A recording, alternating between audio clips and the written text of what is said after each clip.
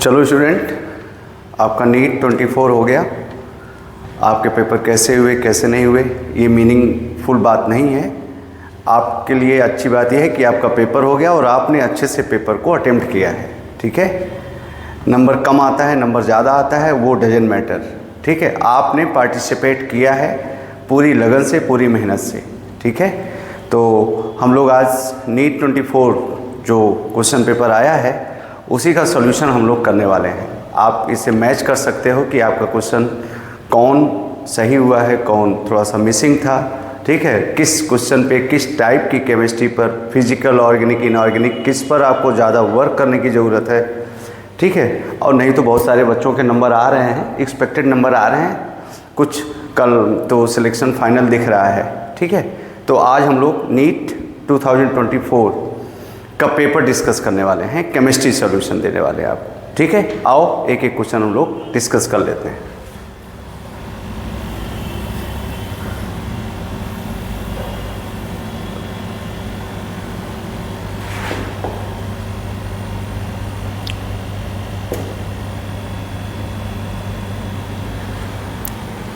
ये क्वेश्चन आपका था 51 क्वेश्चन था। इसी को हम लोग चेक कर लेते हैं, सॉल्व कर लेते हैं प्रॉपर तरीके से। जैसे हम लोगों ने टेस्ट सीरीज में क्वेश्चन सॉल्व किया था वैसे इसको भी हम लोग सॉल्व कर लेते हैं।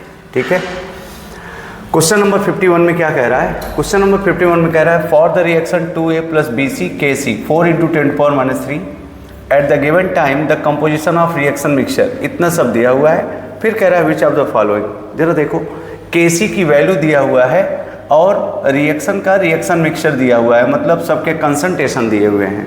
अब ऑप्शन के हिसाब से अगर आप देखें तो आपसे कह रहा है रिएक्शन कंप्लीशन की तरफ जा रही है फॉरवर्ड डायरेक्शन में, इक्विलिब्रियम पर है, reaction tendency to forward direction, reaction has tendency to go backward direction.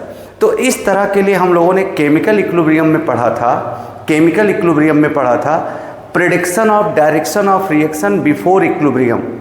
Prediction of जो हेडिंग थी, नोट्स अगर आप पढ़े हैं आप तो उसमें आप देखिए नोट्स में लिखवाया गया था prediction of direction of reaction before equilibrium. Equilibrium के पहले रिएक्शन कब फॉरवर्ड जाती है, कब बैकवर्ड जाती है, या कब इक्विलिब्रियम पर रहती है, या इसको हम लोगों ने मास एक्शन रेशियो या रिएक्शन कोसेंट के फॉर्म से हम लोगों ने चेक किया था। ठीक है, तो आओ जरा देखते हैं कैसे सॉल्व करते हैं इसका। तो सबसे पहले इस पे आप QC दिखा दो। आप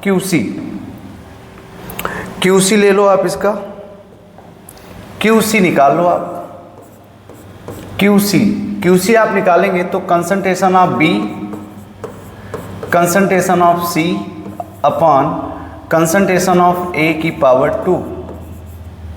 रिएक्शन कोसेंट आप निकाल रहे हो, A B C सबका कंसंट्रेशन 2 × 10⁻³ है। तो B और C ऊपर है, ये स्क्वायर है, 2 × 10⁻³ 2 × 10⁻³ अपॉन 2 × 10⁻³ का स्क्वायर, 2 × 10⁻³ का स्क्वायर। देखो स्क्वायर है ना, देख लो जरा, B और C A स्क्वायर 2 × 10⁻³। क्या आप देख पा रहे हैं सब कैंसिल हो जा रहा है। QC की वैल्यू कितनी आई? 1 आई। ये QC है जबकि ये KC है। तो KC क्या है? KC है 4 × 10⁻³ 4 × 10⁻³ अगर इसको थोड़ा सा और ओपन करो तो 004 है ना। अब आप चेक कीजिए जरा, QC क्या आ रहा है? QC > KC आ रहा है। क्या सिखाए थे आपको? अगर QC KC से ज़्यादा आता है, QC अगर ये वैल्यू ज़्यादा आ रही है, QC ज़्यादा आ रही है तो ये इक्विलिब्रियम के पहले की कंडीशन है, तो ये इक्विलिब्रियम पर जाना चाहता है। और इक्विलिब्रियम पर जाना चाहता है मतलब क्या? इक्विलिब्रियम पर जाने के लिए इसकी जो ज़्यादा वैल्यू है ये कम होगी, KC की तरफ बढ़ेगी ना। और कम होने के लिए रिएक्शन को किधर जाना पड़ेगा? बैकवर्ड डायरेक्शन में जाना पड़ेगा। ये पूरा रेशियो अगर घटाना है तो ये कम हो ये ज़्यादा हो, इसके लिए रिएक्शन को किधर जाना पड़ेगा? बैकवर्ड डायरेक्शन में जाना पड़ेगा। तो आप देख सकते हैं कोई ऑप्शन है Reaction has tendency to go in forward direction, reaction has tendency to go in backward direction. ना, reaction at equilibrium, reaction has to completion in for, नहीं, ये चौथा option. Fourth one, reaction has a tendency to go in backward direction. आपने बोला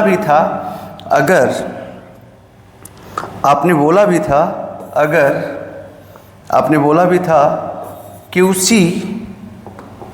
QC greater than KC होता है, तो आपने कहा था RB ग्रेटर देन RF होता है, रिएक्शन बैकवर्ड डायरेक्शन की तरफ शिफ्ट होती है ना, और रिएक्शन लेफ्ट टू राइट चलती है, राइट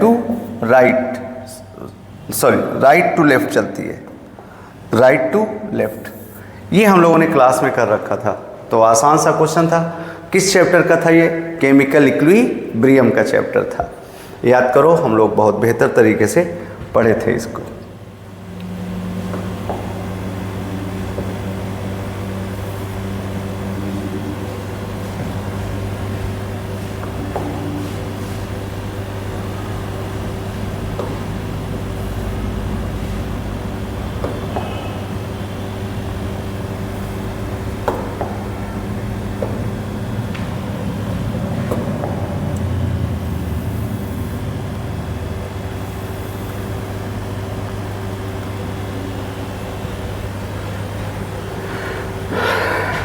नेक्स्ट क्वेश्चन है आपके पास, कह रहा है the highest number of helium atom is in, highest number of helium atom is in, highest number of atom. तो क्या आप पढ़े थे बताओ? नंबर ऑफ एटम निकालने के लिए मोल कॉन्सेप्ट पढ़ाए थे आपको। नंबर ऑफ एटम्स के लिए आप क्या लगाते थे? A इंटू एन इंटू यानी एटॉमिसिटी n इंटू, यानी नंबर ऑफ मोल्स ज़्यादा होगा, n ज़्यादा होगा, तो एटम्स भी क्या होंगे? ज़्यादा होंगे। अगर नंबर ऑफ मोल्स ज़्यादा तो एटम्स भी ज़्यादा। ज़रा बताओ, ये STP पर दिया हुआ है तो 22.71, 22.7 या 22.4 लगभग 1 मोल आएगा ये, या 1 मोल के आसपास आएगा। और ये 2.27 है और हम लोग 22 लेते थे, 22.4 लेते थे ना। अगर बार में लेते हैं तो यही एग्जैक्ट आता है, 22.7 ही आता है, ठीक है। और 4 मोल ऑफ हीलियम, तो इसका मोल तो कम ही आएगा। 4 मोल ऑफ हीलियम, ज़रा देखो जितना मोल है 4 मोल है, अब उसमें यानी से मल्टीप्लाई होगा। इसका नंबर ऑफ एटम्स जो आएगा, पहले का नंबर ऑफ एटम्स जो आएगा वो आप कह दीजिए, STP पर वॉल्यूम दिया है 2.27 अपॉन 22.4, इसको कैलकुलेट करना पड़ेगा इनटू यानी, और फिर ये तो सीधे 4 मोल दिया ही है, 4 इंटू यानी तीसरा 4 EU ऑफ हीलियम। हीलियम का एटॉमिक मास 4 होता है और एक एटम का मास होता है एटॉमिक मास, तो 4 EU में 1 एटम होगा, 1 एटम होगा। और चौथे में क्या कह रहा है? 4 gram of helium, 4 gram 4 into यानी 1 आएगा, तो सबसे ज़्यादा सेकेंड ऑप्शन होगा ना। 4 मोल ऑफ हीलियम में मैक्सिमम नंबर ऑफ एटम्स होंगे।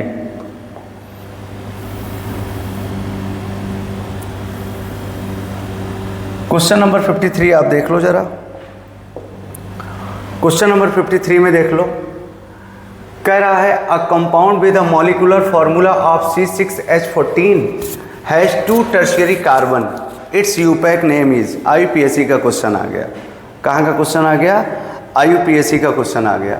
तो जरा देख लो, C6H14 है 2 tertiary carbon, C C C C C C, 2 tertiary carbon बनाना है। देखो, एक कार्बन एक कार्बन एक कार्बन टर्शियरी, एक कार्बन इधर से एक कार्बन इधर से एक कार्बन टर्शियरी। अब इसको आप सेटिस्फाइड कर दो वैलेंसी से, H H CH3 CH3, nomenclature कर दो 1 2 3 4, 2 3 dimethyl butane, 2,3 dimethyl 2,3 dimethyl butane. 2,3 dimethyl butane. ये आपका फर्स्ट ऑप्शन हो जाएगा, चेक कर सकते हैं आप।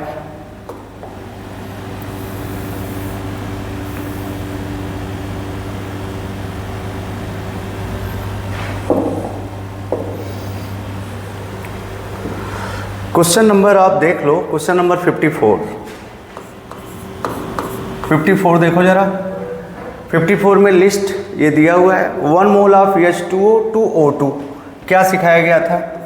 H2O ये कन्वर्ट हो रहा है O2 में ना, रिएक्शन बैलेंस कर लो। 2 हाइड्रोजन है, 2H प्लस करो। ऑक्सीजन कितने हैं? 2, इधर 1, हाफ H2 कर दो, हाफ O2 कर दो। अब रिएक्शन को बैलेंस करने के लिए कितने फैराडे? 2 इलेक्ट्रॉन, जितना फैराडे उतना इलेक्ट्रॉन। तो यहाँ फैराडे कितना आएगा? यहाँ 2 फैराडे है, इसका 1 मोल 2 फैराडे। MnO4 माइनस, क्या आसान सा क्वेश्चन है। 1000 बार आपको 1,01,001 बार ये चीज़ सिखाई गई थी। Mn2 प्लस, 4 ऑक्सीजन है, 4H2O, 8 हाइड्रोजन है, 8H प्लस, प्लस 5 इलेक्ट्रॉन। कितने फैराडे? 5 फैराडे। 1 मोल 5 फैराडे, 1 मोल 2 फैराडे। मैच करा सकते थे आप। और 1 मोल Ca फ्रॉम CaCl2, CaCl2 टूटेगा तो क्या देगा? Ca2 plus plus 2Cl minus. तो Ca2 plus plus 2 electron gives Ca। 2 Faraday, 2 Faraday. Ca का 1 मोल 1 मोल 2 फैराडे के बराबर है, तो 1.5 मोल कितने फैराडे के बराबर होगा? 2 इंटू 1.5 फैराडे, मतलब 3.0 फैराडे, 3.0 फैराडे। और FeO, ये असाइनमेंट का क्वेश्चन है बेटा, लोग असाइनमेंट NCERT का क्वेश्चन है। अगर इलेक्ट्रोकेमिस्ट्री वाला पेज नंबर पहला दूसरे पे आप देखोगे तो वहाँ पर ये क्वेश्चन रखा गया है आपके लिए। आपने क्लास में इसको सॉल्व किया था। Fe2O3, 2 आयरन ले लो, ऑक्सीजन 2 हुई, ऑक्सीजन 3 हुई। चेक कर लो, 2 ऑक्सीजन और 3 ऑक्सीजन। तो यहाँ पर क्या जोड़ना पड़ेगा? H2O, देखो 2 ऑक्सीजन 3 हो गया, 2 hydrogen 2H plus, 2 electron 2 Faraday. कितने मोल के लिए? 2 मोल के लिए। 1 मोल के लिए 1 फैराडे। यहाँ क्या आएगा? 1 फैराडे। अब मैच करा दो आप। क्या? H2O में 2 फैराडे, H2O का 2 फैराडे, H2O का 2 फैराडे, मतलब A दूसरे के साथ मैच कर रहा है। B में 5 फैराडे, ये चौथे के साथ मैच कर रहा है। C 3 फैराडे, C पहले के साथ मैच कर रहा है। और D तीसरे के साथ मैच कर रहा है। D तीसरे के साथ मैच कर रहा है। मैच करा दो, आंसर मार दो। A किसके साथ? A दूसरे के साथ। A दूसरा, या तो दूसरा या तो चौथा। और B चौथे के साथ। B चौथा दूसरे में है। B चौथा, यही तो है, B चौथा। A दूसरा, B चौथा, A दूसरा, B चौथा, A दूसरा, B चौथा। और C पहले के साथ, C पहले के साथ, और D तीसरे के साथ। तो आपका ऑप्शन नंबर 2 हो जाएगा। आप चेक कर लीजिएगा। आगे चलते हैं।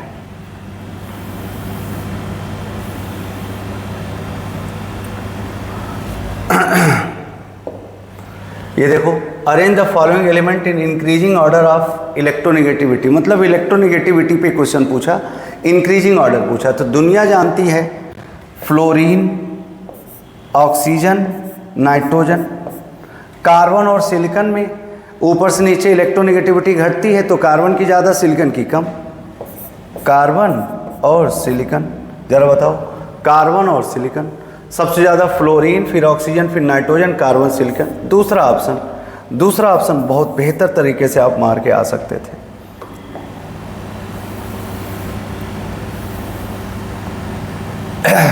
केमिकल काइनेटिक्स का क्वेश्चन आपके सामने स्क्रीन पर देख लो जरा। Which plot of ln k versus 1/t is consist with Arrhenius equation. याद करो आर्हेनियस इक्वेशन क्या था, ln k a equals to k e to the power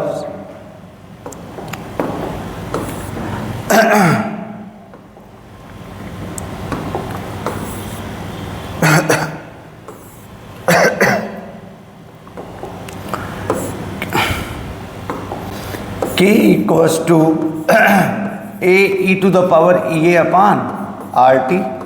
जब इसी का आपने log लिया था, ln लिया था, ln k तो ln a और फिर plus minus e a upon RT ln e, तो ln a minus e a upon RT ln e same होता है, बेस e सेम तो 1 हो गया, ये ln k है। y equals to mx plus c से देख लो आप, ln k equals to minus e a upon RT plus ln a, y equals to mx plus c, slope negative है और निगेटिव स्लोप एक ही दिया ही है पहला।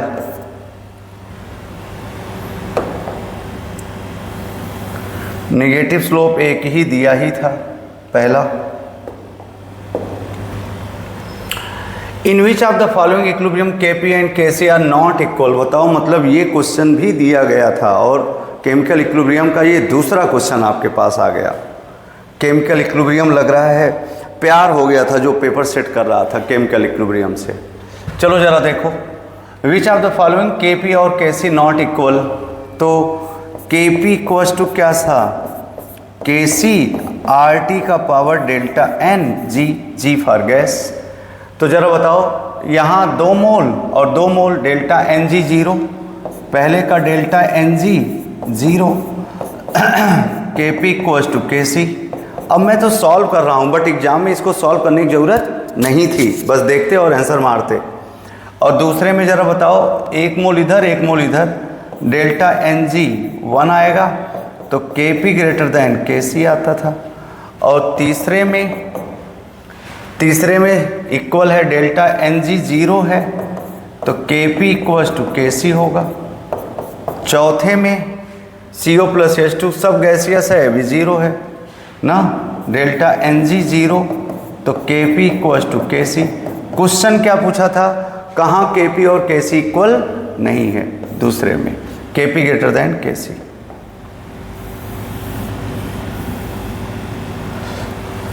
मतलब ये क्वेश्चन आना जरूरी था क्या, ये क्वेश्चन आना जरूरी था क्या। मतलब जितना टेस्ट सीरीज आपने दिया, लगभग बहुत सारे टेस्ट सीरीज हम लोगों ने दिए, 22-23 टेस्ट सीरीज एक सेंटर पे, 15-16 टेस्ट सीरीज दूसरे सेंटर पर हम लोगों ने किया है, हम लोगों ने तैयार किया था। और अलग अलग क्वेश्चन की वैरायटी थी, कभी पेपर टफ दिया जाता था, कभी पेपर आसान दिया जाता था, ताकि आप हर इन्वायरमेंट से गुजर सकें। टफ पेपर आए तब भी आपका पेशेंस बना रहे और आसान पेपर आए तब भी आप अपनी सेंसिटिविटी मेंटेन करके रखें। इसलिए पेपर का सेट किया जाता था, कभी किसी में थोड़ा सा टफ क्वेश्चन दिया जाता था, कभी किसी में आसान क्वेश्चन दिया जाता था, लेकिन बार बार बोला जाता था कि नीट वाला पेपर जब भी मिलेगा तो आप सब के सब क्वेश्चन कर जाएंगे। वही चीज़ आपको देखने को मिल रही है। मतलब ये क्वेश्चन था, बताओ कार्बोकैटायन की स्टेबिलिटी डिफाइन करना था। Carbocation, most stable carbocation, resonance से डिफाइन करते थे, अल्फा हाइड्रोजन से डिफाइन करते थे, इंडक्टिव इफेक्ट से डिफाइन करते थे। आप जरा देख लो आप, तो इसमें तो कुछ दिख ही नहीं रहा है, सिंपल सा आपको दिख रहा है। क्या इस पे बात करोगे आप सर? अल्फा हाइड्रोजन 3 2 5 2 7, यहाँ अल्फा हाइड्रोजन 2 और 1 3, यहाँ अल्फा हाइड्रोजन 3 2 5, यहाँ अल्फा हाइड्रोजन 1। आप देख सकते हैं, वैसे भी ये टर्शियरी है सबसे ज़्यादा स्टेबल। तो 58 का ऑप्शन नंबर 1 सही है। बहुत आसान क्वेश्चन।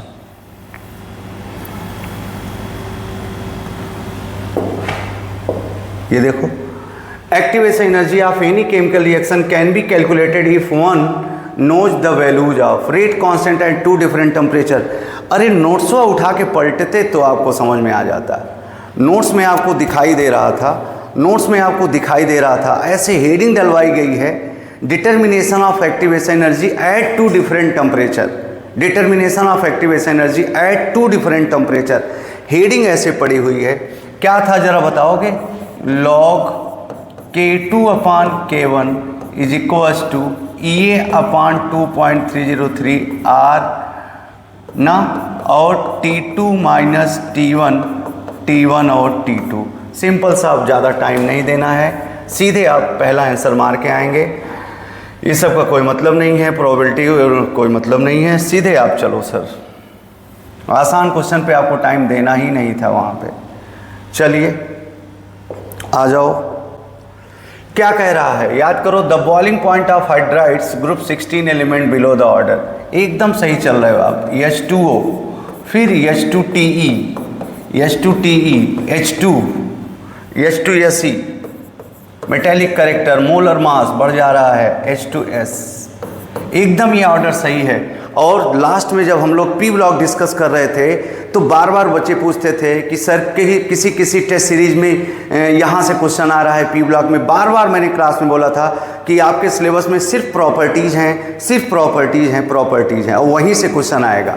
और मैंने तो क्लास में इन सब का जो ये बॉइलिंग पॉइंट का ऑर्डर है, मैंने बोला था, इंपॉर्टेंट टिक करवाया था, एक्सेप्शनल केसेस थे, ये रेगुलर ट्रेंड को फॉलो नहीं करते थे।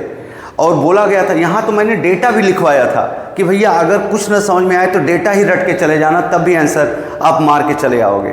ये हाइड्रोजन बॉन्डिंग के कारण सबसे ज़्यादा बॉइलिंग पॉइंट हो जाता है, और फिर मोलर मास ज़्यादा है या मेटेलिक करेक्टर ज़्यादा है तो बॉन्डिंग मजबूत हो जाती है, बॉइलिंग पॉइंट ज़्यादा हो जाता है। तो दोनों स्टेटमेंट सही हैं इसमें। ज़रा देखो ना, ये ऑर्डर भी बेहतर है। और उसके बाद on the basis of molecular mass is expected to lower boiling point than other members of the group due to the presence of extensive hydrogen it has the hydrogen। एकदम सही कह रहा है स्टेटमेंट दोनों।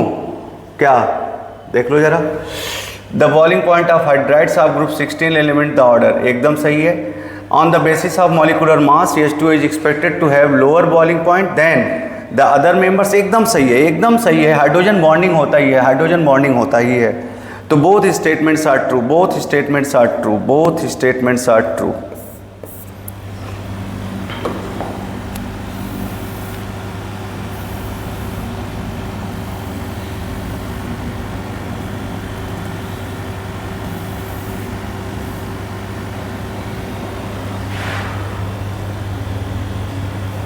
क्वेश्चन नंबर 61 देख लो आप।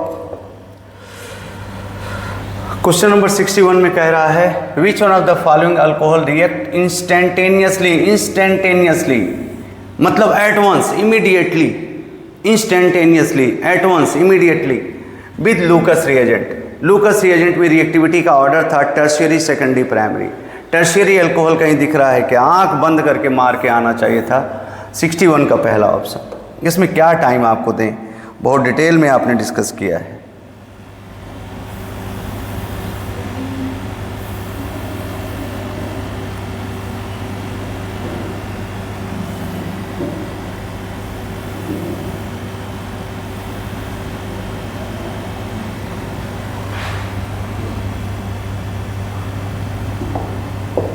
Question number 62, aniline does not undergo Friedel-Crafts reaction acylation.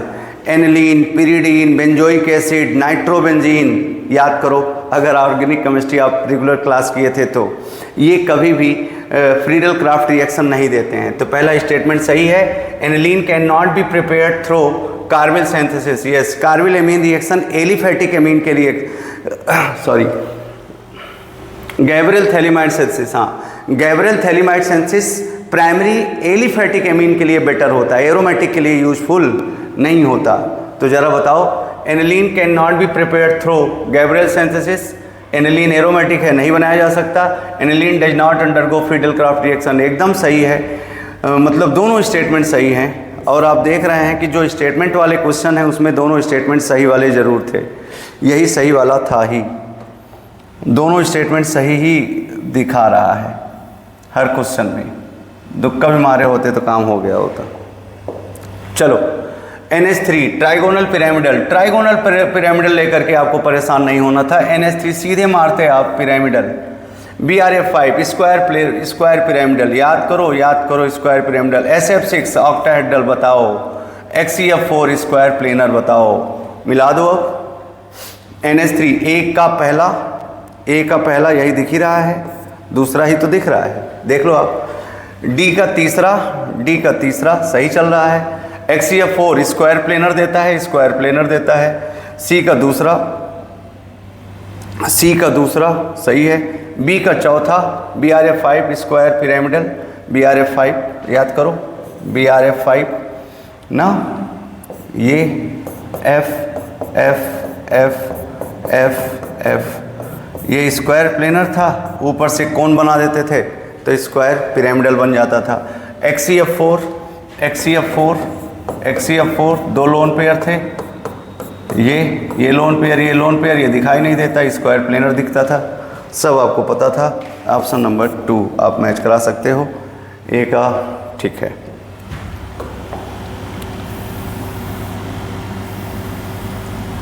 Question number 64, ये देखो बढ़िया क्वेश्चन। लास्ट में हमने एटॉमिक स्ट्रक्चर आपको पढ़ाया था, एटॉमिक स्ट्रक्चर लास्ट में पढ़ाया था ना, वहाँ से क्वेश्चन आ गया है। क्वांटम नंबर से क्वेश्चन आ गया था। हमने कहा भी था कि मॉडर्न एटॉमिक स्ट्रक्चर से क्वेश्चन आएगा। मॉडर्न एटॉमिक स्ट्रक्चर क्लासिकल से नहीं आता है क्वेश्चन, मॉडर्न से आता है। मॉडर्न में सबसे इंपॉर्टेंट मैंने बोला था क्वांटम नंबर से क्वेश्चन जरूर आएगा, ऐसे टिक करवाया था कि भैया क्वांटम नंबर जरूर पढ़ के जाना। बढ़िया क्वेश्चन किया गया था। देख रहे हो उनकी प्रॉपर्टीज से क्वेश्चन आया हुआ है। तो जरा बता दो n क्या देता है, shape of orbital, size of orbital, size of orbital n size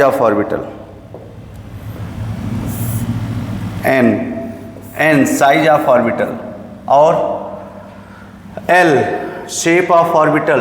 l क्या बताता था, l होता है subshell, spherical, dumbbell, double dumbbell, fundamental, सब यही बताता था। l शेप, और ml ओरिएंटेशन बताता था। यही सीधा लिखा ही है नोट्स में कि magnetic quantum number orientation of orbital बताता है, ओरिएंटेशन ऑफ ऑर्बिटल बताता है, orientation of orbital, ml orientation of orbital, और ms orientation off spin off electron, plus of minus of. मार के आना चाहिए था आपने इसको, मतलब इसको आपने एकदम पीट के रखा है ना।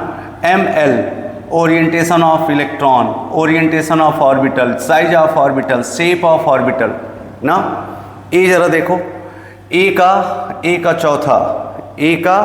चौथा जरा देखो, सॉरी ए का तीसरा कहाँ पे है, तीसरे में और चौथे में है। फिर बी का चौथा कहाँ है, फिर से लड़ लिया वो। फिर सी का, सी का पहला जीत गया, तीसरा जीत गया। 50-50% पे काम हो रहा था, तीसरा जीत गया। तीसरा ऑप्शन सही होगा इसमें, और आप पढ़े भी थे इसको बहुत बेहतर तरीके से।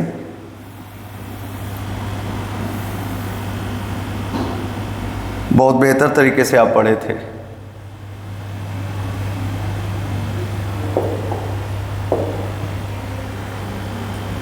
ये देखो Mn3 to Mn2 plus couple is more positive बोला, ये ध्यान में रखना था, more positive than Cr3 plus Cr2 plus Fe3 Fe2 plus ना। इसमें अनायसा एनर्जी, एटमाइजेशन, और क्या कहते हैं, हाँ हाइड्रेशन एनर्जी, एटमाइजेशन और अनायसा एनर्जी, सब का कंबाइंड इफेक्ट देखने को मिलता है। लेकिन वो सब ऑप्शन में था नहीं, और ये एनसीईआरटी का क्वेश्चन था ये, मतलब रास्ते में कहीं मिला पड़ा था आपको, आप एनसीईआरटी पढ़ के गए होते तो आपको मिल जाता। E not value for the Mn3 Mn2 plus couple is more positive than that of Cr3 Cr2 plus या Fe3 प्लस Fe2 प्लस। इसका कह रहा है मोर पॉजिटिव, तो हम लोगों ने रिडक्शन के लिए पढ़ा था, और यहाँ पॉजिटिव की बात कर रहा है, तो चेंजेज कहाँ से कहाँ आएंगे। Mn3 प्लस क्या है, 4s2 3d 5 होता है, 3 हटाना है तो यहाँ से गया 3d4, और Mn2 प्लस का 4s2 और 3d5, तो 2 प्लस का d4 to d5, लेकिन d4 से d5 क्या होगा, इलेक्ट्रॉन गेन कराओगे तो रिडक्शन होगा। रिडक्शन का जनरली SRP नेगेटिव आता है ना, लेकिन वो कह रहा है पॉजिटिव है, तो पॉजिटिव है तो D5 to D4 करा दो भाई, D5 to D4 करा दो भाई, D5 to D4 करा दो। ये ऑप्शन दूसरा सही है, चेक कर लीजिएगा आप। बढ़िया क्वेश्चन था डी ब्लॉक का। आगे देखते हैं, in which of the following process entropy increases. अरे यार, थर्मोडायनेमिक्स का असाइनमेंट देखते आप, थर्मोडायनेमिक्स का असाइनमेंट देखते तो उसमें एनसीईआरटी का क्वेश्चन दिया गया था। एनसीईआरटी जो असाइनमेंट आपको दिया गया था, जो मॉड्यूल आपको दिया गया था, a liquid vapour evaporate to vapour, एकदम बढ़िया बात है। लिक्विड वेपर में कन्वर्ट होता है, एंट्रोपी बढ़ती जाती है। टेम्परेचर घट रहा है, टेम्परेचर घटाओगे तो एंट्रोपी घटेगी, एंट्रोपी इंक्रीजेज। यहाँ 130 केल्विन से 0 केल्विन हो रहा है, टेम्परेचर घट रहा है तो एंट्रोपी घटेगी, जबकि वो पूछा है एंट्रोपी इंक्रीजेज, तो ये तो कट जा रहा है, ये तो सही चल रहा है। ये देखो, सॉलिड से सॉलिड गैस गैस बन गया, एंट्रोपी बढ़ जा रहा है, यहाँ एंट्रोपी बढ़ गया। और Cl2, ये देखो यहाँ 1 था, यहाँ 2 हो गया, गैस के मोल बढ़ गए, गैस के मोल बढ़ गए, एंट्रोपी बढ़ जाएगी। तो पहले में बढ़ रही है, C में बढ़ रही है, D में बढ़ रही है, A, C और D में बढ़ रही है। मतलब चौथा ऑप्शन आपका सही था, चौथा ऑप्शन आपका सही था। चलो आगे चलो, क्वेश्चन नंबर 67। क्वेश्चन नंबर 67, ये देखो एटॉमिक स्ट्रक्चर का दूसरा क्वेश्चन आया, एटॉमिक स्ट्रक्चर का दूसरा क्वेश्चन देखो। The energy of an electron in the ground state n = 1 for He plus ion is -x kilo joule, then that for an electron n = 2 state for B 3 plus ion in joule is. तो simple सी बात है, अगर आप proper तरीके से करो और नहीं तो सीधे लॉजिक से करो। E क्या पढ़े थे आप, आपने क्या पढ़ा था जरा देखो, आपने पढ़ा था En = -13.6 Z² upon n², Z² upon n²। For, तो ये तो वैल्यू कांस्टेंट है, तो En directly proportional to Z² upon n²। देख लो आप, En ना He+ के लिए और Be3+ के लिए निकालना है, तो He+ निकाल लो, He+ निकाल लो, He+ निकाल लो। ये तो वैल्यू कांस्टेंट है, ठीक है, -13.6 रख दो। चलो Z² रखो, हीलियम का Z² 4 अपॉन किस ग्रुप की, किस स्टेट की बात कर रहा है, n = 1 हो गया, पहला बन गया। और एनर्जी ऑफ Be3+ बता दो, तो -13.6 तो सही रहेगा। अब बताओ atomic number, hydrogen, helium, lithium, beryllium, 4 का क्या कर दोगे, स्क्वायर। एटॉमिक नंबर बेरिलियम का कितना, 4, तो 4 का स्क्वायर करोगे 16 डिवाइडेड बाई किस स्टेट की बात कर रहा है, N2, 2 का स्क्वायर कर दोगे 4। रेशियो ले लो, अपने आप आ जाएगा। He+, वैसे भी आप कर सकते थे यहीं से, He+ अपॉन Be3+, तो क्या हुआ जरा बताओ, इससे कट गया, ये ऊपर गया, ये कट गया, 16 से 16 कट जाएगा, और ये बचा तुम्हारा क्या, 1, सब कुछ कट गया। और He+ कितना है, He+ कितना है, Be3+ पूछा है, और He+ की वैल्यू दिया हुआ है -x किलो जूल, तो ये क्या आ जाएगा, -x किलो जूल। मतलब जो था वही रहा, दूसरा ऑप्शन आपका सही है। चलो आगे चलते हैं। ये देखो इजी पीजी क्वेश्चन आ गया, आसान सा क्वेश्चन आ गया, पिद्दी सा क्वेश्चन आ गया आपके पास। रिडॉक्स कह रहा है, Ba+2 Cl -1 sodium +1 sulphur +6 oxygen -2, Ba+2 sulphur +6 oxygen -2 sodium +1 chlorine -1। Oxidation number change हो रहा है क्या, ऑक्सीडेशन नंबर चेंज नहीं हो रहा है। तो कह रहा है which reaction is not a redox reaction, which reaction is not a redox reaction, यही ऑप्शन दिख रहा है। यहाँ 0, यहाँ +2, 0 से +2 ऑक्सीडेशन हो रहा है, +2 0, रिडक्शन हो रहा है तो ये रिडॉक्स हो गया। पोटेशियम, इसका तो टूटना भी, ये देखो Cl 3 2 6 + 1 +5, ये 0 और ये 0, तो +5 से 0 रिडक्शन, 0 से 3 2 6 + 1 +5 ऑक्सीडेशन 0 +1 0 -1 रिडॉक्स, ये भी रिडॉक्स, ये भी रिडॉक्स, यही नहीं है पहला ऑप्शन।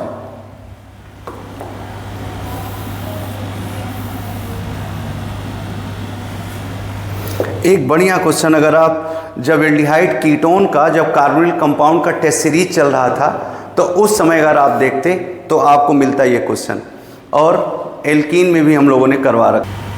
टेस्ट सीरीज का क्वेश्चन अब कर रहे थे तो उसमें का क्वेश्चन था ये, जरा देखो ये एल्कीन है, एल्कीन, एल्कीन ले आओ जरा, ये एल्कीन है आपकी CH2 डबल बॉन्ड CH और फिर CH2, सॉरी CH2, बढ़िया क्वेश्चन इस तरह से करवाया गया था आपको क्लास में, CH2 CH double bond CH2। अब ये आपने लिया था H2OH plus PCC, H2OH plus PCC। अगर पहला ऑप्शन आप देखते, देखो PCC है और फिर इधर एल्डिहाइड है, तो PCC माइल्ड ऑक्सीडाइजिंग एजेंट होता है और ये प्राइमरी अल्कोहल को एल्डिहाइड में कन्वर्ट करता है। तो अगर आप सिंपल हाइड्रेशन कराएंगे तो मार्कोनिकॉफ रूल से OH यहाँ आएगा और OH यहाँ आएगा, तो सेकेंडरी अल्कोहल बनेगा और सेकेंडरी अल्कोहल से कीटोन बनेगा, वो होना नहीं है। ठीक है, फिर दूसरे में देखो सिंपल हाइड्रेशन कराए, CrO3 BH, CrO3 ले गए, CrO3 आप देखोगे तो हाँ फिर वही काम होगा, सेकेंडरी अल्कोहल बनेगा, फिर वही बनेगा। तीसरा ऑप्शन जरा देखो BH3 H2O2, बोरेशन डिबोरेशन, बोरेशन डिबोरेशन या HBO, हाइड्रोबोरेशन ऑक्सीडेशन।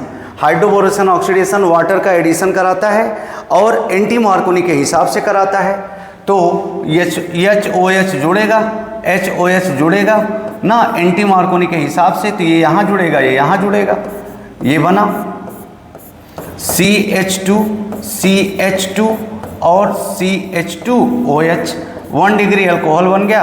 अब आप PCC डाल दो, पिरीडीनियम क्लोरोक्रोमेट, जो क्या था, मोए था, मोए मतलब मोइल्ड ऑक्सीडाइजिंग एजेंट, प्राइमरी अल्कोहल का ऑक्सीडेशन करा देगा एल्डिहाइड में, CH2 CHO।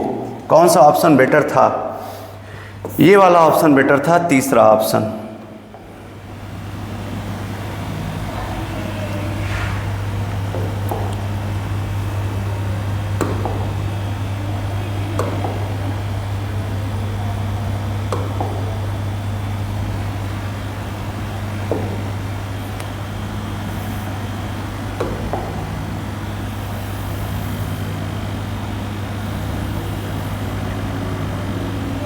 चलो क्वेश्चन नंबर 70 देख लो आप।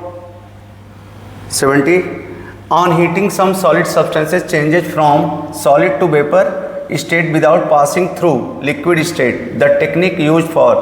अरे भाई याद करो, सॉलिड टू लिक्विड, जब हम लोग solid to liquid to vapour, लेकिन लिक्विड तो बन ही नहीं रहा, सॉलिड से सीधे वेपर बन रहा है।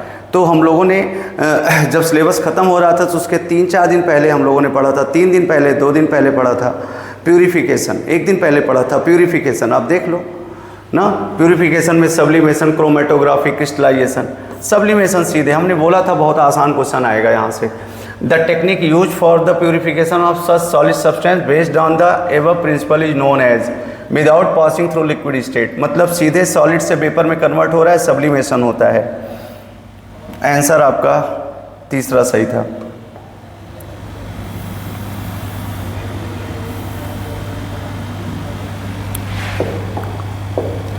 क्वेश्चन नंबर 71 देख लो जरा। Match list first, fish list second, list इतना, ठीक है। ये देखो एम्बिडेंटेड लिगेंड, एम्बिडेंटेड लिगेंड क्या देता है? एम्बिडेंटेड लिगेंड लिंकेज आइसोमेरिज्म देता है।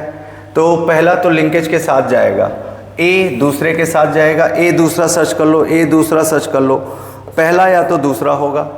अरे ये देखो 6 कोऑर्डिनेशन आइसोमेरिज्म, सी चौथे के साथ जाएगा, सी चौथे के साथ जाएगा, सी चौथे के साथ जाएगा, सी चौथे के साथ जाएगा, यही हो ही सकता है दूसरा।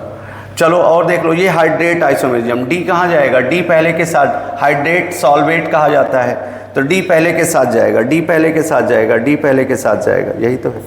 दूसरा ऑप्शन आपका सही होगा यहाँ पे, दूसरा ऑप्शन आप। और यहाँ पर ये आयनाइसन आइसोमेरिज्म, बी तीसरे के साथ जा रहा है, बी तीसरे के साथ जा रहा है, बी तीसरे के साथ जा रहा है। बी आर को अंदर करो, सल्फेट को बाहर निकालो, आयनाइसन आइसोमेरिज्म हो जाएगा। ठीक है, तो आपका ये दूसरा ऑप्शन इसमें सही था, बहुत बेहतर तरीके से।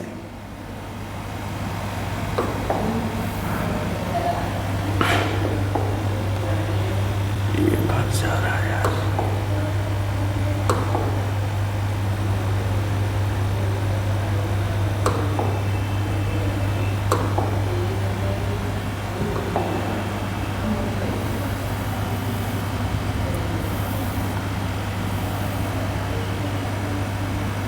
क्वेश्चन नंबर 72 देख लो आप।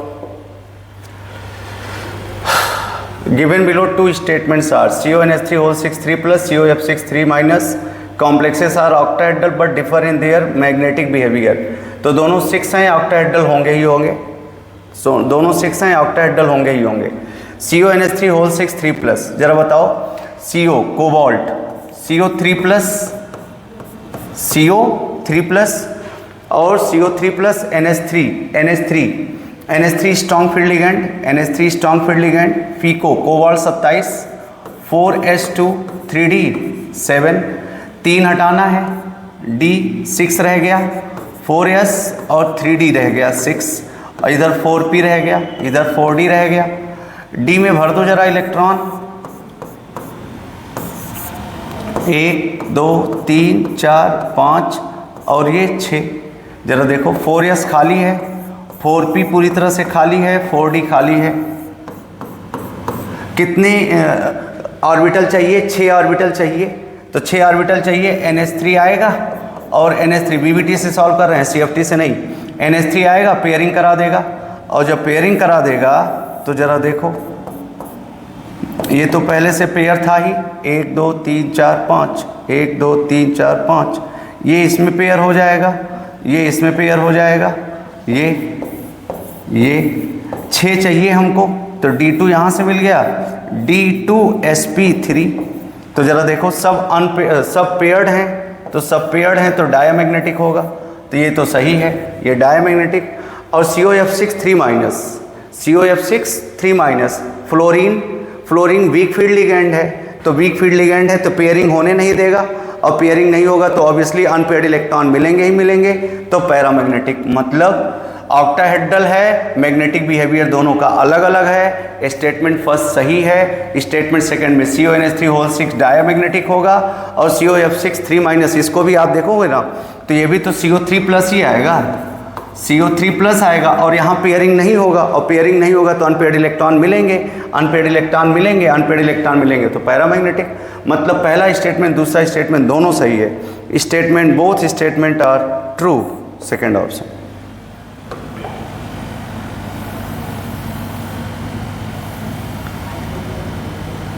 क्वेश्चन नंबर 73 देख लो। क्वेश्चन नंबर 73 में आप देख लो, Fehling solution A is aqueous sodium citrate, ना aqueous copper sulphate, alkaline copper sulphate, alkaline solution of, ये तो रॉसेल सॉल्ट था, अल्कलाइन कॉपर सल्फेट नहीं, एक्वस होता है, अल्कलाइन इसके साथ रहता है ना, aqueous copper sulphate, aqueous copper Fehling solution A, Fehling solution B, तो एक्वस कॉपर सल्फेट आप देखोगे नोट्स में मिलेगा 73 का 2।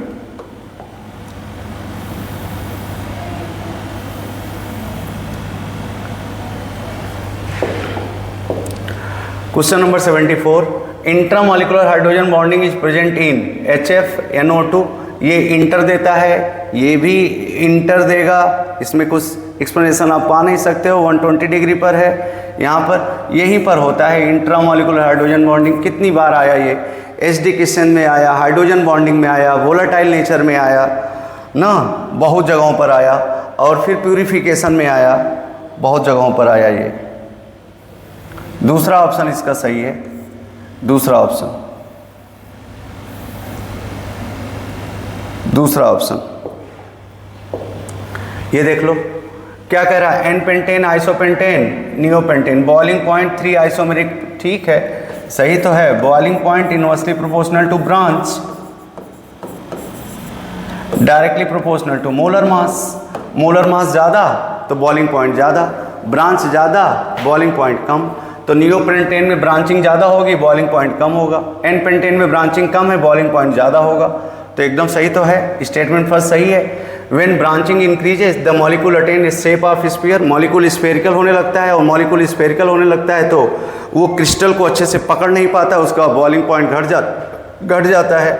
Intermolecular forces between the spherical molecules are weak, एकदम सही कह रहा है। Thereby lowering the boiling point, एकदम सही चल रहा है। Both statement are correct, both statement first and second are correct, सब करेक्ट ही दे रहा है सेकंड।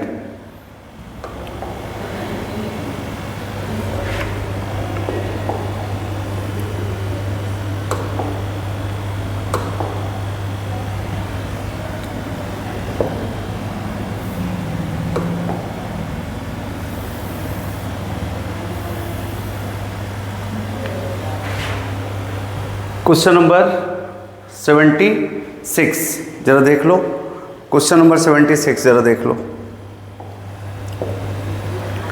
क्वेश्चन नंबर 76 क्या कह रहा है, among group 16 element which does not show -2 oxidation state.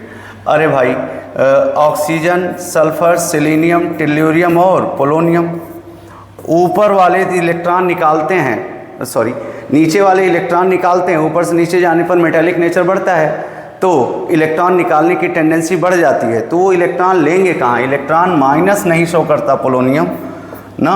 ये पोलोनियम के लिए बात बेहतर होगी कि पोलोनियम जो होता है वो इलेक्ट्रॉन लॉस करता है, इलेक्ट्रॉन गेन नहीं करता, ठीक है। तो आप ये देख सकते हो, ये आप देख सकते हो क्वेश्चन नंबर 76 जरा देखो।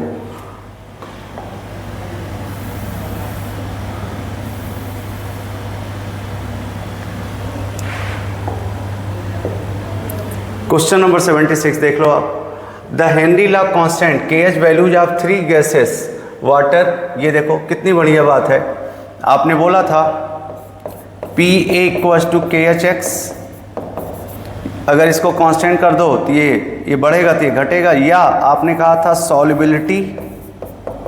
Solubility inversely proportional to KH, solubility ज़्यादा तो KH कम, या KH कम तो सॉल्युबिलिटी ज़्यादा। जरा चेक करो,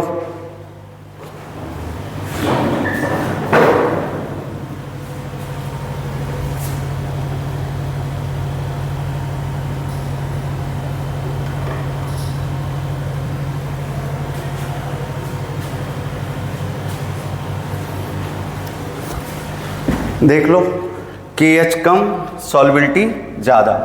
तो किसका KH सबसे ज़्यादा है, ये 145 है, वह 2 × 10⁻⁵ है, ये 35 किलो बार है, 35 किलो बार है। तो ज़रा बताओ A का 145 है, B का 2 × 10⁻⁵ है, और C का 35 × 10³ बार होगा। तो सबसे ज़्यादा ये है, इसकी सॉल्युबिलिटी इसका KH सबसे ज़्यादा है तो सॉल्युबिलिटी सबसे कम होगी, सॉल्युबिलिटी सबसे कम होगी किसकी, C की सॉल्युबिलिटी सबसे कम। The solubility of these gases in water follow the order, जिसका KH सबसे ज़्यादा उसकी सॉल्युबिलिटी सबसे कम, तो सबसे कम सॉल्युबिलिटी C की होगी, या तो पहला या तो दूसरा। अब आगे देखो, B की सॉल्युबिलिटी सबसे कम है, B का KH सबसे कम है तो सॉल्युबिलिटी सबसे ज़्यादा होगी, तो B सबसे ज़्यादा, यही होगा BAC।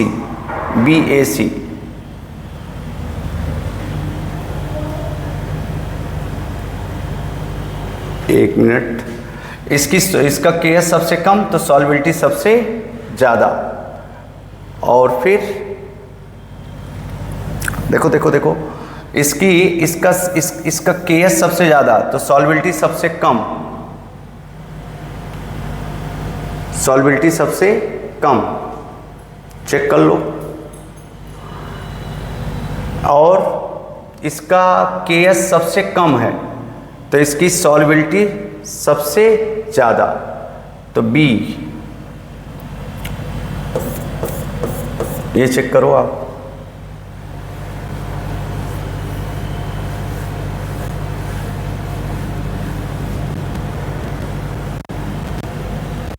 चेक करो।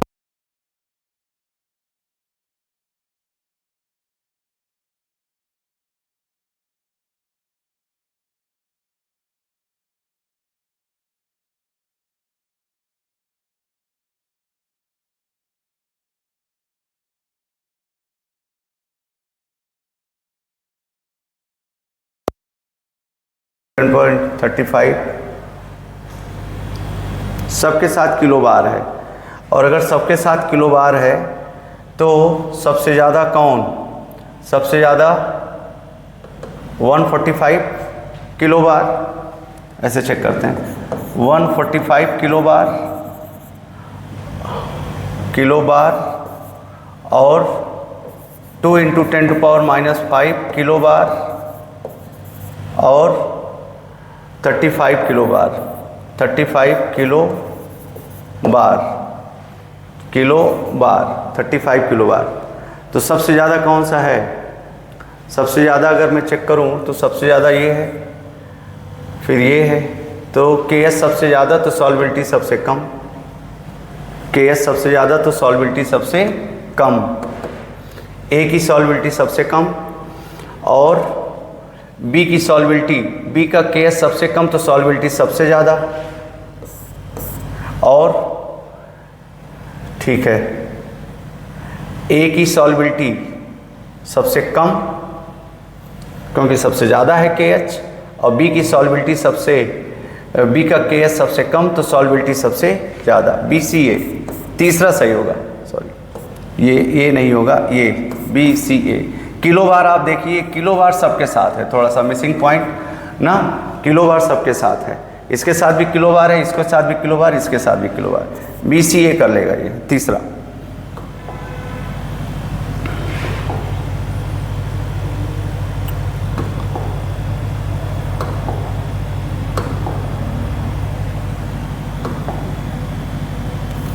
क्वेश्चन नंबर 78 में आ जाओ।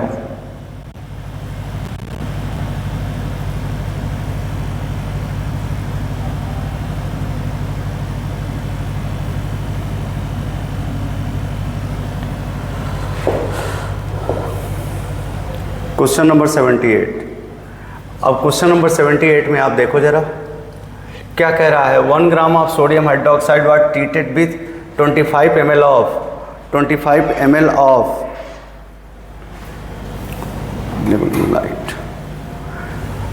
1 gram of sodium hydroxide was treated with 25 ml of 0.75 mSCl solution. The mass of sodium hydroxide left unreacted. ये देखो लेफ्ट अनरिएक्टेड का मतलब लेफ्ट अनरिएक्टेड का मतलब जो रिएक्शन में इन्वॉल्व ना हो। तो बताओ क्वेश्चन है कहाँ का, ये क्वेश्चन है कहाँ का, ये जरा देखो। ये सोडियम हाइड्रोक्साइड और प्लस HCl ये रिएक्शन करेंगे तो NaCl बनेगा और H2O बनेगा, NaCl बनेगा और H2O बनेगा। अब इसका कितना मास लिए हो, 1 ग्राम लिए हो आप, 1 ग्राम लिए हो। अब इसकी क्या है, मोलैरिटी है, इसका मास निकाल लो। तो इसका मास निकाल लेंगे आप, तो मोलैरिटी का फार्मूला क्या बताए थे, W/m × 1000 किसी भी तरह से निकाल लो अपॉन B। मोलैरिटी कितनी है 0.75, W चाहिए, HCl का मोलर मास 36.5 × 1000 अपॉन B। वॉल्यूम कितना है, वॉल्यूम है आपका 25 ml। अब इसको आप यहाँ से कैलकुलेट कर लो ना, या मोल निकाल लेते, आप इसका मोल ही निकाल लेते तब भी सही था। मास के साथ खेल रहे हो आप, मोल निकाल लो, ठीक है। तो W आ जाएगा यहाँ पर, W 0.75, मैं मास निकाल रहा था, मोल निकाल लेते आप, ठीक है। मोल निकाल लो तो मोल के साथ चलो, ठीक। 75 × 36.5 × 25 अपॉन 1000, ये देख लो आप। अब इसको आप कैलकुलेट कर लो, इसको आप कैलकुलेट कर लो, देखो कितना आ रहा है ये। इसको सब आप कैलकुलेट करोगे, 25 चौका 100, 40 होगा ना, 4 9 36। इसको पूरा कैलकुलेट करने के बाद आप निकाल सकते हो। अब देखो ज़रा, यहाँ से मास आ गया, यहाँ से मास आ जाएगा तो इसका मोल निकाल लो। मोल कितना होगा, 1/40, ये मोल आएगा इसका। और इसका मास निकाल लो, मास निकाल लो, और मास निकालने के बाद मोल निकाल लो, W/m। W जो भी आएगा अपॉन 36.5 W निकालने के बाद 36.5। अब क्या करेंगे हम, अब हम यहाँ पता कर लेंगे क्या, N/SC। N/SC लिमिटिंग रिएजेंट, और लिमिटिंग रिएजेंट जब निकालेंगे, लिमिटिंग रिएजेंट जब लगाएंगे तो जिसका N/SC कम होगा, जिसका N/SC कम होगा वो लिमिटिंग रिएजेंट होगा। जरा देखो,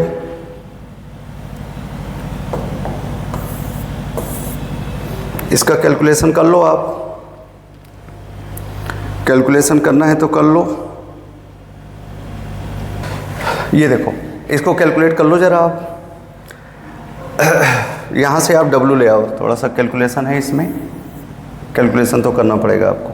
और चाहे हो तो आप मोल निकाल सकते थे, ठीक है।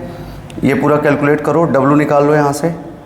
W देखो ज़रा, W क्या आ जाएगा, W आपका आ जाएगा W 0.75 इंटू 36.5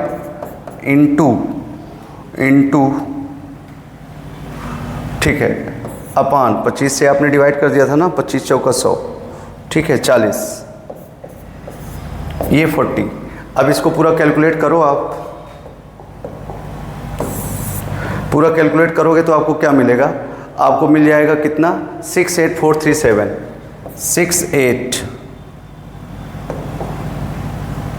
68347 अप्रॉक्सीमेट आप देख सकते हो, 0.68347। पूरा कैलकुलेट करो आप, 68437 चेक करो ज़रा, पॉइंट इतने पे आप लगाओ, ये 40 भी है, 0.68347 ये मास आएगा, और मास आएगा तो इसका मोल निकाल लेना, 0.68347 अपान 36.5, इससे डिवाइड करो तो मोल कितना आएगा, 36, 2 छंग 12, 2 3 6 1 7, 2 टाइम्स समथिंग जाएगा, कितना आएगा बताओ ज़रा, चेक करो, 0.0187, 0.01875 मोल, ये आया मोल, ठीक है।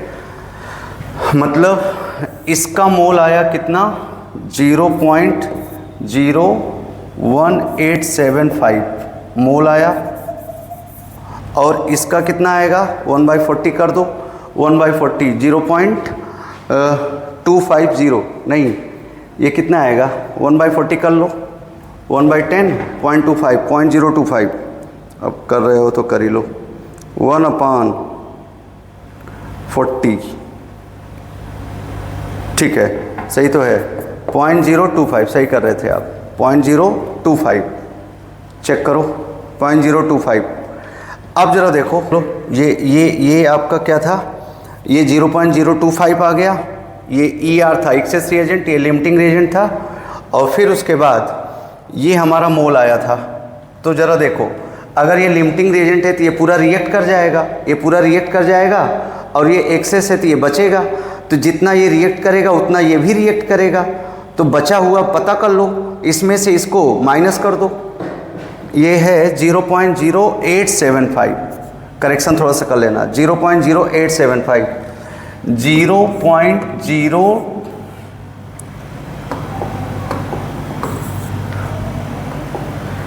0.025 माइनस 0.025 माइनस 0.01875, 0.01875, ये 0 0 लगा दो यार, 10 में से 5 गए 5, 9 में से 7 गए 2, और ये 14 में से 8 गए 6, और ये 1 1 0, 625 और ये 0 और ये पॉइंट और ये 0, इतना ग्राम आया, इतना मोल आया, मोल अनरिएक्टेड आया, अनरिएक्टेड। तो जितना रिएक्टेड था उसको इसमें से घटा दिए तो इतना एक्सेस बच गया।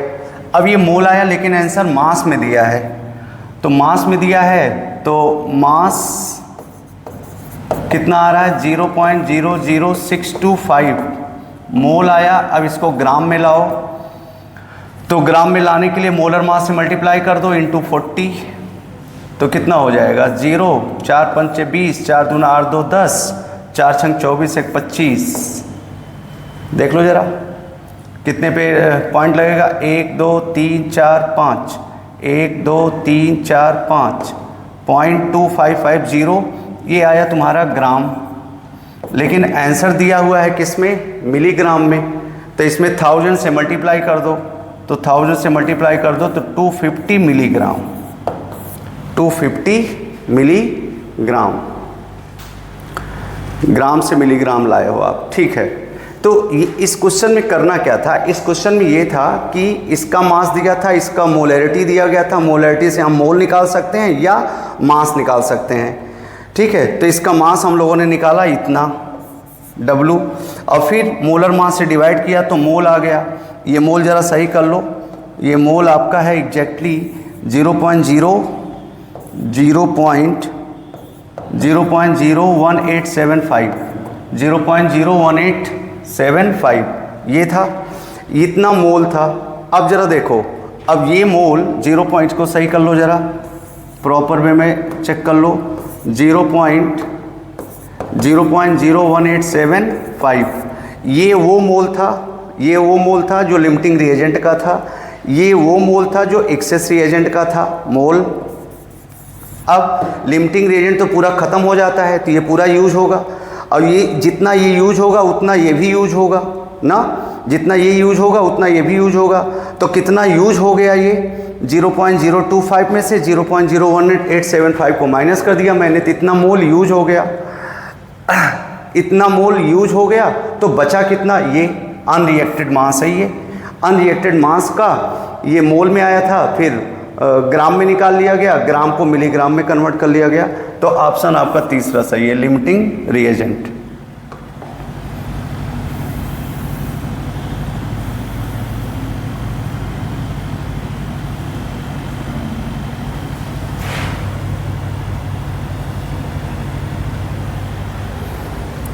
चलो ये क्वेश्चन देख लो जरा, 79 में spin only magnetic moment is same for which of the following ions. देख लो आप, सब में आप निकाल लो, सब में आप निकाल लो, Ti3 plus Mn2 plus Mn2 plus का निकालो जरा। मैग्नीज 25 होता है, 2 प्लस का करना है तो 4s2 3d 5 दो हटा दो। अनपेयर्ड इलेक्ट्रॉन कितने आ रहे हैं, 5। अनपेयर्ड इलेक्ट्रॉन कितने आ रहे हैं, 5। और बता दो Cr2 प्लस का मैं निकाल रहा हूँ, Cr2 प्लस कितना 24, 4s1 3d5 दो निकालो तो ज़रा बताओ 3d4 हो गया। इसमें अनपेयर्ड इलेक्ट्रॉन कितने हो गए, 4 हो गए। इसमें अनपेयर्ड इलेक्ट्रॉन कितने, 4 हो गए। और बोलो ज़रा Fe2 प्लस में ज़रा देखो, Fe2 प्लस में Fe2 plus 26 फीको 26, 4s2 3d6, 4s2 3d6 ये कटेगा और 6 बचा। सी में 6 में कितने 6 इलेक्ट्रॉन, 1 2 3 4 5 और 6, 1 2 3 4। अनपेयर्ड इलेक्ट्रॉन 4 यहाँ पर भी है, अनपेयर्ड इलेक्ट्रॉन 4 यहाँ पर भी आ रहा था। Cr2 प्लस और Fe2 प्लस, स्कैंडियम 3 प्लस हट जाएगा, Ti3 प्लस हट जाएगा, Mn2 में 5 आ रहा है। तो कह रहा है the choose most appropriate from the following given. तो बी और डी में स्पिन मैग्नेटिक मोमेंट सेम आएगा, स्पिन मैग्नेटिक मोमेंट सेम आएगा, बी और डी ओनली, मतलब दूसरा option. Number of unpaired electron अगर सेम आएगा तो स्पिन मैग्नेटिक मोमेंट सेम आएगा, ठीक है। 4 पॉइंट समथिंग दोनों में आएगा।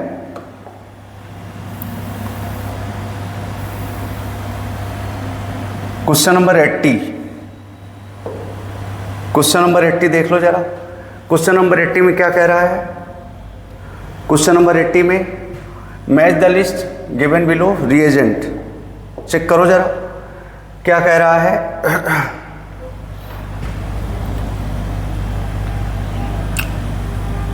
इसको डबल बॉन्ड तोड़ो, ऑक्सीजन जोड़ो। तो ये तो वही कराता था, कौन? ओजोनोलिसिस। ओजोनोलिसिस कहीं है? हाँ ये है। ए का चौथा, ए का चौथा देख लो, ए का चौथा या तो दूसरा होगा या तो चौथा होगा। आगे देखो, बेंजीन से बेंजोफिनॉन बन रहा है, बेंजोफिनॉन बन रहा है, बेंजीन के साथ CO बन रहा है। ये फ्रीडल क्राफ्ट एल्काइलेशन होगा, फ्रीडल क्राफ्ट एसाइलेशन होगा, ये होगा। बी का पहला, बी का पहला कहीं है? बी का पहला, बी का पहला तीनों में है, दूसरे और चौथे में बी का पहला, बी का पहला, फिर 50-50 हो गया। अब जरा देखो OH, ये सेकेंडरी अल्कोहल, ये कीटोन में कन्वर्ट हो रहा है। सेकेंडरी अल्कोहल को कीटोन में कन्वर्ट कौन कर सकता है? CrO3 कर सकता है। मतलब C का दूसरा, C का दूसरा, C का दूसरा कहीं है? C का दूसरा इसमें भी है, C का दूसरा इसमें भी है। अरे जब सॉरी, इसमें C का तीसरा दे रहा है, इसमें C का दूसरा दे रहा है। और D का जरा देख लो ना, ये देखो क्या बताए थे? भस्मासुर बताए थे कि नहीं? भस्मासुर मारता है, इसको एसिड में कन्वर्ट कर देता है। सॉल्ट तक छोड़ा है, हाइड्रोलिसिस कराया नहीं तो एसिड तक नहीं बनाया, के तक बनाया है। तो डी का तीसरा, डी का तीसरा किस में है? डी का तीसरा इसी में है। तो दूसरे और चौथे में लड़ाई हो रही थी, सबसे ज़्यादा बढ़िया आंसर चौथा।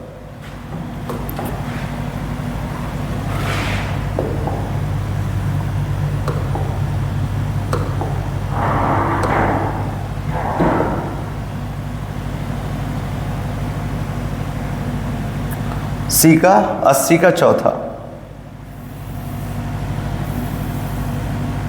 क्वेश्चन नंबर 81 देख लो, 81 में क्या कह रहा है? Ethane, ethene, carbon molecule C2 ethyne. Ethane में सिंगल बॉन्ड होगा, 1 सिग्मा बॉन्ड कार्बन कार्बन के बीच, between 2 carbon atom, carbon carbon के बीच 1 सिग्मा बॉन्ड, ठीक है। और इथाइन में 1 सिग्मा 2 पाई होगा। इथाइन में 1 सिग्मा 2 पाई, 1 सिग्मा 2 पाई, मतलब डी जा रहा है पहले से मुलाकात करने। और इथेन 1 सिग्मा बॉन्ड, ए जा रहा है तीसरे से मुलाकात करने। और इथीन में डबल बॉन्ड होगा तो 1 सिग्मा 1 पाई, 1 सिग्मा 1 पाई। ये देखो बी चौथे से मोहब्बत करने जा रहा है। अब इतना मैच करा लो, जो बचा वो मैच हो जाएगा। 2 पाई बॉन्ड, C2 में 2 पाई बॉन्ड। जरा देख लो, ए किसके साथ जा रहा है? तीसरे के साथ। ए तीसरे के साथ जा रहा है, या तो पहला या तो चौथा। चेक कर लेते हैं। बी किसके साथ जा रहा है? चौथे के साथ। बी चौथा, बी चौथा, लड़ाई शुरू है। और डी किसके साथ जा रहा है? पहले के साथ जा रहा है। डी पहले के साथ जा रहा है, यहाँ डी दूसरे के साथ है। चौथा ऑप्शन सही होगा।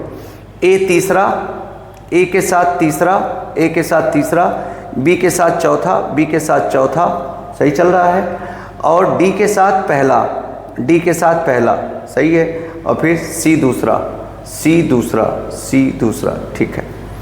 ऑप्शन आपका चौथा सही है।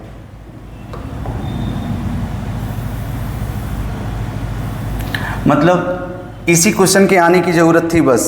SN1 और SN2। SN1 रिएक्शन में क्या बताए थे? कार्बोकैटायन बनाओ, उसकी स्टेबिलिटी कंपेयर कर लो। तो यहाँ कार्बोकैटायन बनाओ, ये पॉजिटिव आया, अल्फा हाइड्रोजन मिलेगा, ये पॉजिटिव आया, ये पॉजिटिव आया, ये पॉजिटिव आया।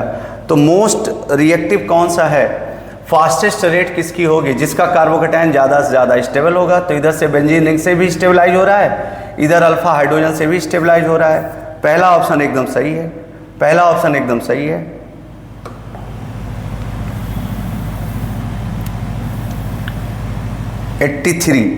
क्वेश्चन नंबर 83 देख लो आप। Question number 83, arrange the following element in increasing order of the ionization enthalpy.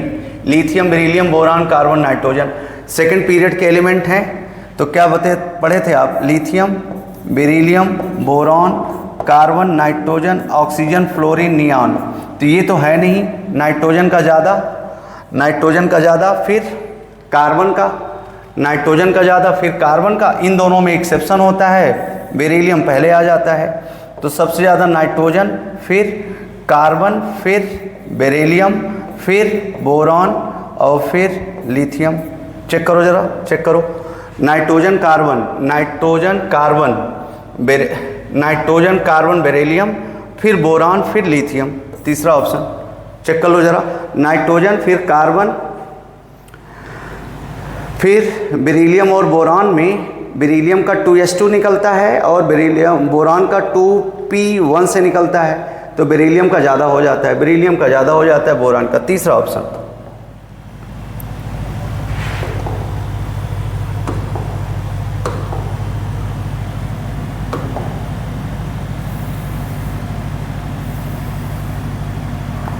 Question 84, question number 84, Tollens reagent. The reagent with which glucose does not react to give corresponding test products are Tollens reagent, Schiff reagent, HCN, NH2OH, NaSCO3। जरा देखो, HCN के साथ तो glucose cyanohydrin बनता ही है, glucose cyanohydrin बनता है, glucose cyanohydrin बनता है, और टॉलेंस के साथ टॉलेंस के साथ ऑक्सीडेशन हो जाता है ग्लूकोज का, वो भी होती है रिएक्शन।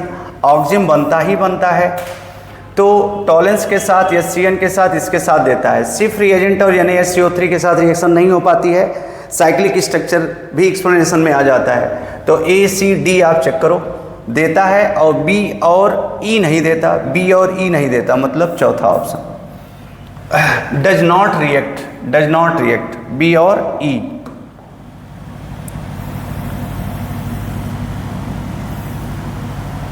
क्वेश्चन नंबर 85 चेक कर लो। Question number 85, isothermal. अब बताओ, थर्मोडायनेमिक्स इतना बेहतर तरीके से सर लोग पढ़ाते हैं, टीचर पढ़ाता है, मतलब एकदम थर्मोडायनेमिक्स की कहानी खत्म कर देते हैं क्लास में, और कितना आसान क्वेश्चन आ गया। आइसोथर्मल प्रोसेस, मतलब प्रोसेस पूछ लिया, जो पहला ही टॉपिक सिस्टम के बाद जब प्रोसेस पढ़ाता है तो यही प्रोसेस यही पढ़ाता ही है teacher. Isothermal process, constant temperature, carried out at constant temperature. मेरी तो लाइन ही यही है, carried out at constant temperature. A का दूसरा, isochoric process, constant volume. B का तीसरा, और isobaric process, constant pressure, carried out at constant pressure. और एडियाबेटिक प्रोसेस में हीट का कोई चेंज ही नहीं होता। तो ए दूसरे के साथ जा रहा है, ये दूसरे के साथ, एक ही तो ऑप्शन दिख रहा है। ए दूसरे के साथ, बी तीसरे के साथ, और सी चौथे के साथ, और डी पहले के साथ, मतलब पहला ऑप्शन।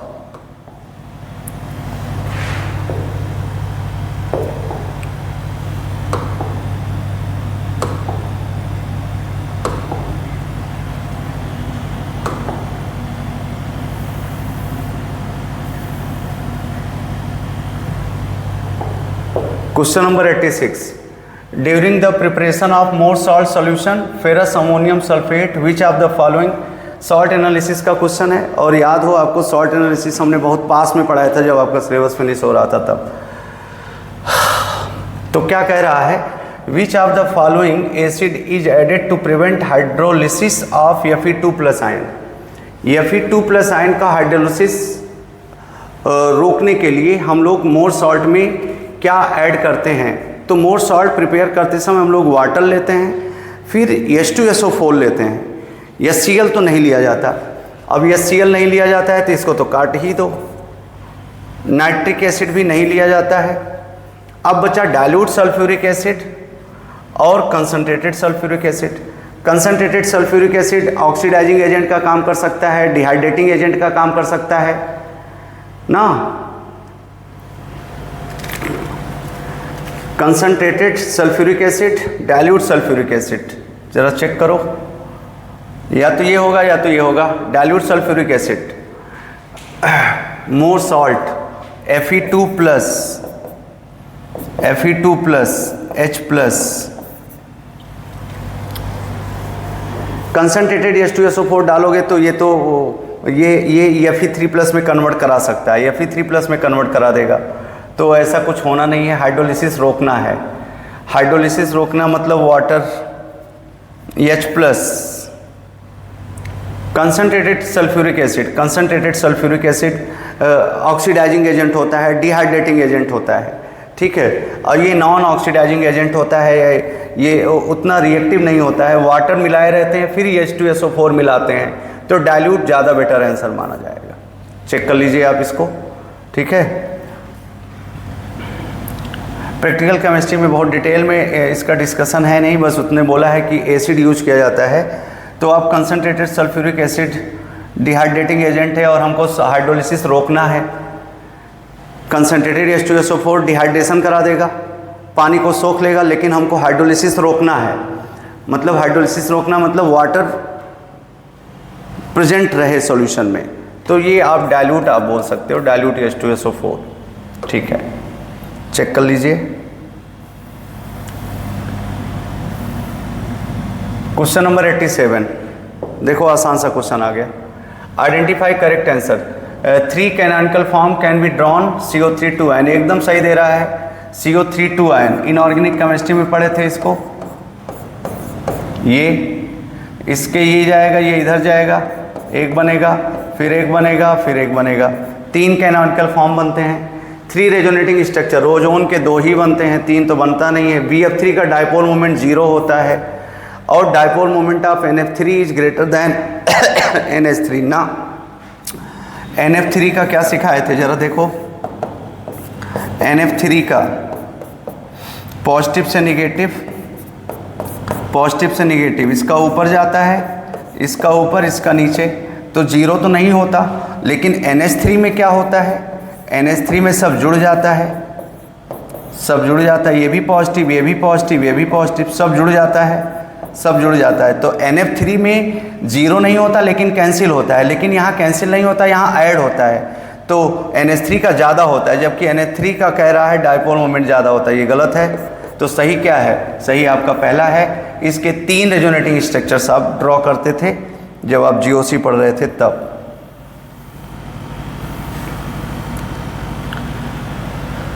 क्वेश्चन नंबर 88 के साथ पहुंच चुके हैं हम लोग।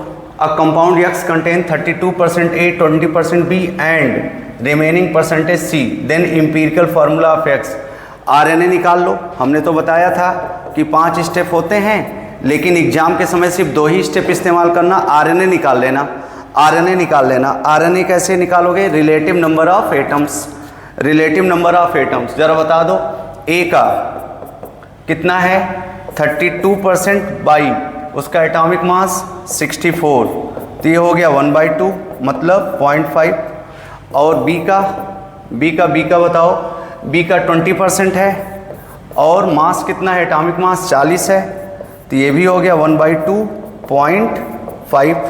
और C का बताओ, C का कितना है, C का ये 32 है, ये 20 है, 32, 30, 20, 50, 52%, 52%। 100 में से घटा दो तो 10 में से 2 गए 8 और ये 9, 9 में से 5 गए 4, 48% C बचा, C 48% बचा, C 48 और इसका दिया कितना है 32, 32, तो 8 छंग 48, 8 चौका 32, 3/2 1.5।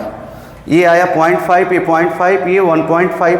सिंपल रेशियो निकाल लो, RNA निकाल लो, RNA आ गया। अब सिंपल रेशियो निकाल लो SR, तो 0.5 0.5 1 हो गया, 0.5 0.5 1 हो गया और 1.5 अपॉन 0.5 मतलब 3 हो गया, ये 3 हो गया, ये 3 हो गया, इसका 3 हो गया। देख लो आप, सिंपल रेशियो 0.5 0.5, 0.5 अपॉन 0.5 1, 0.5 अपॉन 0.5 1 और 1.5 अपॉन 0.5 3। तो क्या मिला, सिंपल रेशियो मिला A:B:C 1:1:3। तो आपको क्या मिल गया, ABC 3। कोई है ऑप्शन, तीसरा ऑप्शन आपका सही है 88।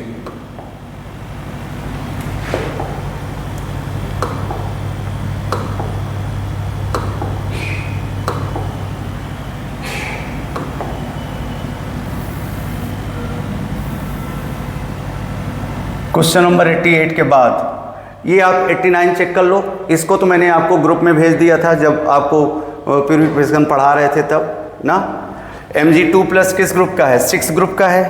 अगर याद हो तो याद करना पड़ता है इसको। 6 ग्रुप का है ये 6 ग्रुप का है ना, बोलो। ये 6 ग्रुप का है, इसको चेक कर लो आप। एल्युमिनियम एल्युमिनियम किस ग्रुप का था? सेकंड ग्रुप का था, सेकंड ग्रुप का था ना। भारत सरकार सिखाए थे आपको, Cu2+ सिखाए थे आपको। जरा देखो ECDBA किस ऑर्डर में लिखना है आपको? 0 to 6, तो 0 to 6 इंक्रीजिंग ऑर्डर में 0 to 6। ई सबसे बाद में आएगा, ई सबसे बाद में आएगा, देख लो आप। 0 to 6 ग्रुप का कौन सा था? मैग्नीशियम था, मैग्नीशियम मैग्नीशियम मैग्नीशियम, ये 6 ग्रुप का था। और 0 to 6, 0 to 6, 0 में तो अमोनियम आयन होता है, वो है नहीं। एजी पिंटू भाई हार गए। आज प्रभात होगी, ये तो पहले ग्रुप में है, तो पहले ग्रुप में तो कोई है नहीं। सेकंड ग्रुप में कौन आता है? सेकंड ग्रुप में ये ई, यही दोनों होंगे।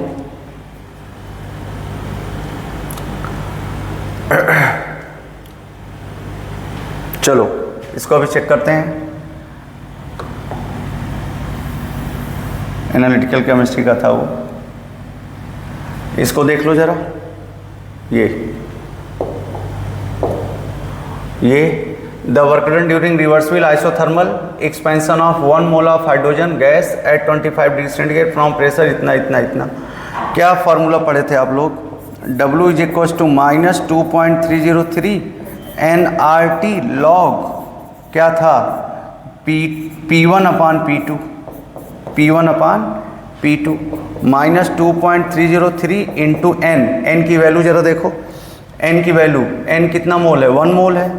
R की वैल्यू कैलोरी में रख दो 2, टेम्परेचर रख दो, टेम्परेचर रख दो कितना? टेम्परेचर है 25 मतलब 273, 298 लॉग जरा बताओ, लॉग कितना है? 2010, लॉग 20/10, लॉग 2 हो जाएगा। सीधे मल्टीप्लिकेशन करना था आपको, कितना? -2.303 इंटू 2 इंटू 298 इंटू log 2 की वैल्यू 0.3010। पूरा कैलकुलेशन आप करो, निगेटिव साइन के साथ आएगा 413 केल्विन। कैलकुलेट आप कर लीजिए, 2 2 4 और ये 4 3 12, 12 3 36 ना, ये -413 आएगा। ये प्लस में दे रहा होगा नहीं, 100 आएगा नहीं, 0 आएगा नहीं। यही ऑप्शन सही चेक कर लेना आप।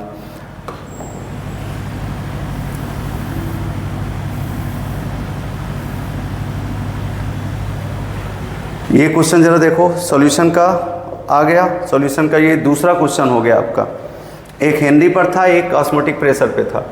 तो क्या कह रहा है? Plot of osmotic pressure pi versus concentration, pi versus concentration, pi versus concentration, pi versus concentration. Straight line दे रहा है, ये स्लोप आएगा। फॉर्मूला क्या था? पाई इक्वल्स टू CRT ना, तो ये y हो गया, ये mx हो गया, x ये हो गया। तो RT स्लोप हुआ, स्लोप क्या हुआ? RT। तो slope m equals to RT। Slope कितना दिया हुआ है? स्लोप 25.73। R की वैल्यू 0.083। टेम्परेचर पूछ रहा है, टेम्परेचर पूछ रहा है, तो ये T 25.73 अपॉन 0.083 केल्विन। इसको कैलकुलेट करो। 8 3 24, 1/12, ठीक है, बात ये 1/25 25, 8 3 24, 310। देखो जरा, ये 3 टाइम्स है, डिवीजन करो आप। 310 0.83, तो 8 3 24, 3 बार जा रहा है, 3 ये दिख रहा है, ये दिख रहा है, फिर उसके बाद तो जाएगा नहीं। ये 257 है, ये 830 लगभग दिख रहा है। 310 केल्विन आ रहा है, ये केल्विन आएगा, लेकिन ये दे दिया है डिग्री सेंटीग्रेड। तो आप क्या करो, इसमें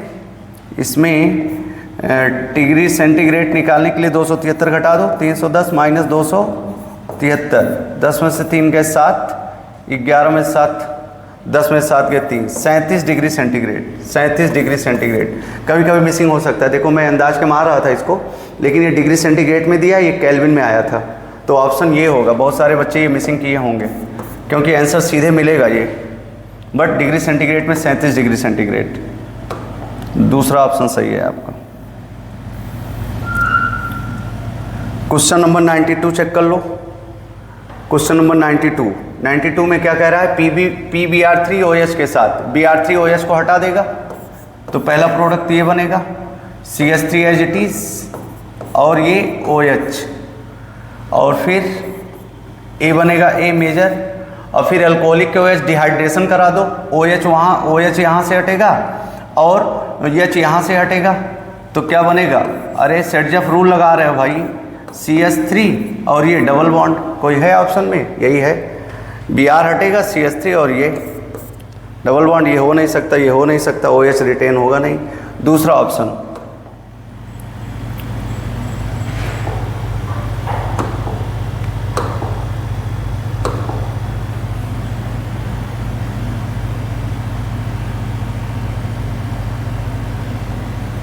दूसरा ऑप्शन, चलो ये देखो बढ़िया क्वेश्चन आया। Mass of gram copper deposited by passing इतना volt meter sulphate 100 second, molar mass इतना दिया हुआ है। तो याद करो इलेक्ट्रोकेमिस्ट्री का क्वेश्चन है, mass deposited M = EIT upon 96500।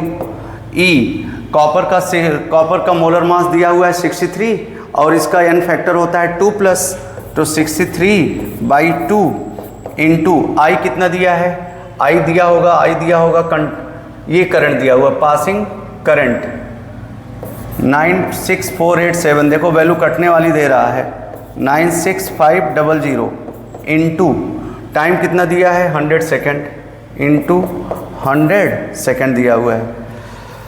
तो ये लगभग ये तो कट जा रहा है, 96500 96487, ये कट कैंसिल हो रहा है, ये कुछ बढ़ेगा इधर, 2 3 6 2 1 3 1।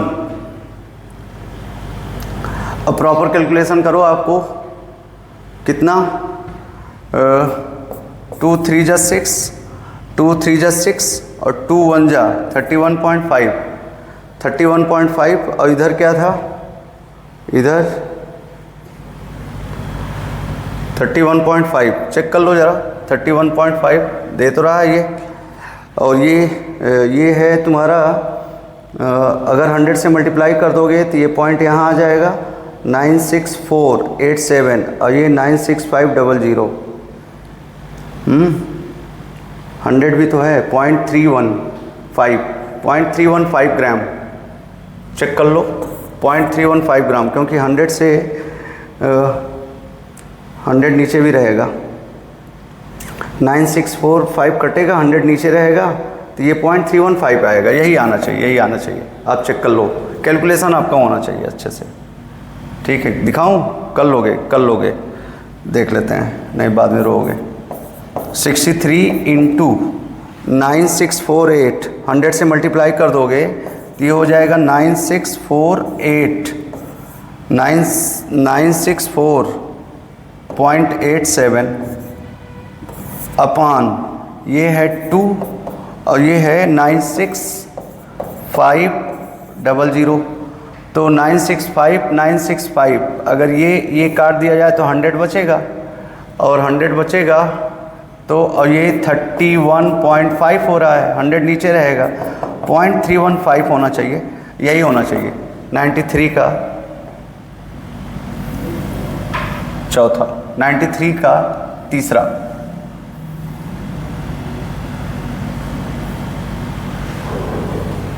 क्वेश्चन नंबर 94, क्वेश्चन नंबर 94 देख लो जरा। Consider the following reaction in a sealed vessel at equilibrium with concentration of N2 इतना इतना इतना सब कुछ दिया हुआ है ना, सब कुछ दिया हुआ है। तो इसका आप निकाल लो पहले इक्विलिब्रियम कांस्टेंट, फिर डिग्री ऑफ डिसोसिएशन पूछ रहा है। तो पहले केसी निकाल लो। केसी क्या होगा, क्या बताए थे, प्रोडक्ट को ऊपर रिएक्टेंट के नीचे, प्रोडक्ट ऊपर रिएक्टेंट नीचे, कोफिशिएंट पावर में। तो N2O2 अपान NO का स्क्वायर, सब वैल्यूज रख दो भाई। 3 × 10⁻³ 3 × 10⁻³ 3 × 10⁻³ और O2 कितना है 4 × 4.2 4.2 × 10⁻³ अपान NO कितना है 2.8 × 10⁻³ स्क्वायर में है तो 2.8 × 10⁻³ तो ये कट रहा है 10⁻³ कट रहा है और ये पॉइंट से पॉइंट कट गया, पॉइंट से पॉइंट कट गया। ये बचा तुम्हारा 3 × 42 अपान 2.8 × 28 14 × 42 14 × 28 ठीक। 3 × 9 अपान 2 8 16 2 2 4 1 5 9 9 7 9 6 54 9 अपान 5.6 तो ये 90 हुआ 90/56। ये आपका आ जाएगा केसी, ये केसी आ गया 90/56। 90/56 ज़रा चेक करो कितना आएगा 90/56 कैलकुलेट कर लो 051,990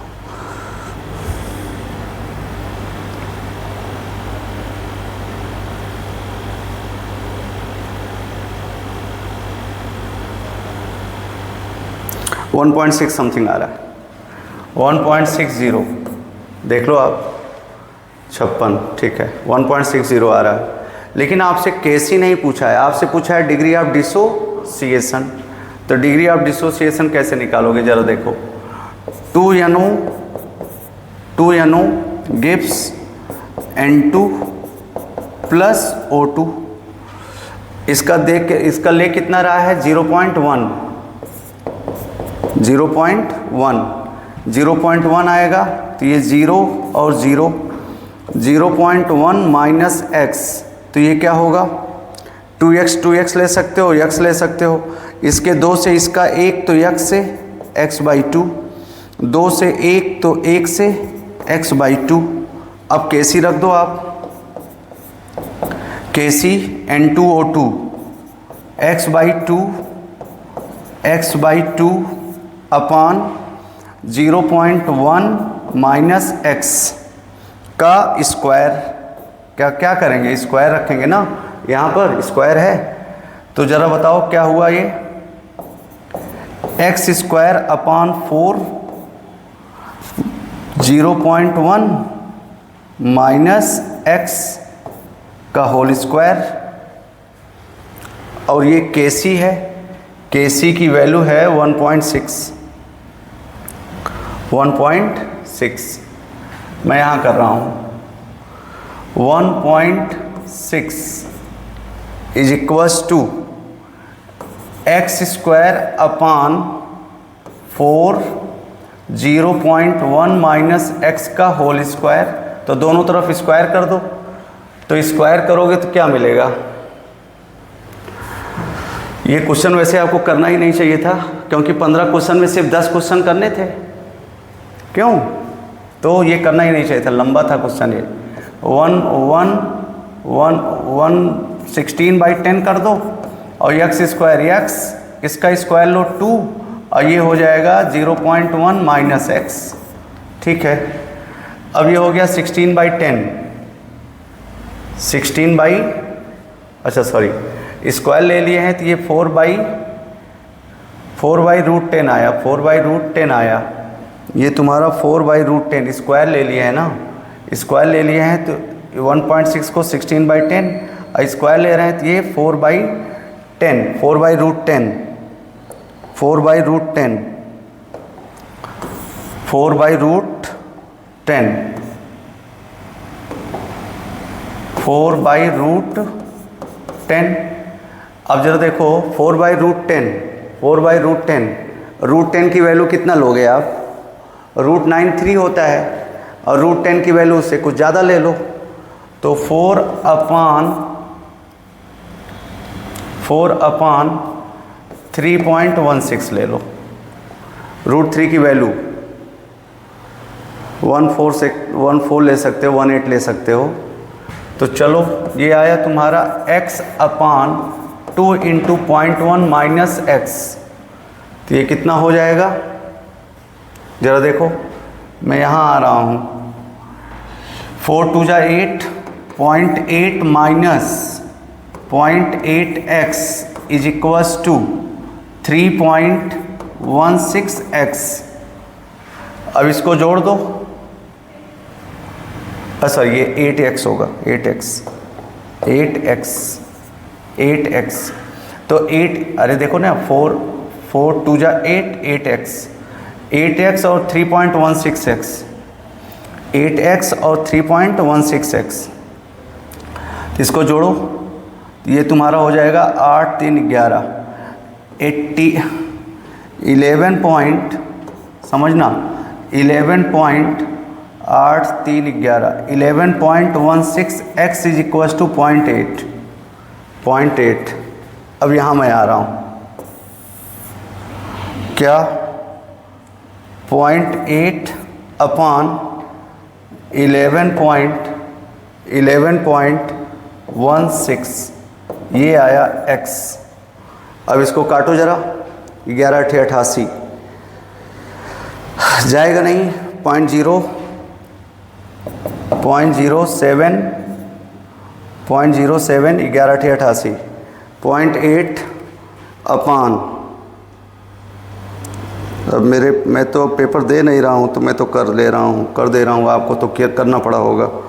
0.8 डिवाइडेड बाई 11.16, 11.16, 07168, 07168 सही तो है, 07168। अब जरा देखो ये EX आया, तो EX डिग्री ऑफ डिसोसिएशन नहीं है, डिग्री ऑफ डिसोसिएशन हमेशा 1 के लिए निकाला जाता है।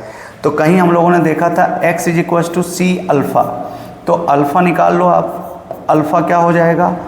x/c, x कितना है? 0.07 अपान 0.1, तो ये कितना आ जाएगा? चेक कर लेना, बहुत गाँच पाँच हो गया है। 10 से मल्टीप्लाई करोगे तो 0.7 के पास आएगा। 0.7 के पास कौन सा है ऑप्शन? पहला ऑप्शन। वैसे इस क्वेश्चन को आपको करना नहीं चाहिए था ना, इस क्वेश्चन को आपको करना ही नहीं चाहिए था, इस क्वेश्चन को आपको करना ही नहीं चाहिए था, क्योंकि 35 क्वेश्चन आपने पहले किया था और फिर उसके बाद जो 10 क्वेश्चन और करने थे, तो उस 15 में से इसको तो निगलेक्ट ही कर देना था। बट मैं तो आपको पढ़ा रहा हूँ तो करवा दे रहा हूँ। 95, क्वेश्चन नंबर 95 में ज़रा देखो, ये NaCN है, CN हटाएगा I को, तो क्या बन जाएगा? CH3 CH2 CH2 CN। याद करो, कई क्वेश्चन करवा चुके थे हम लोग क्लास में।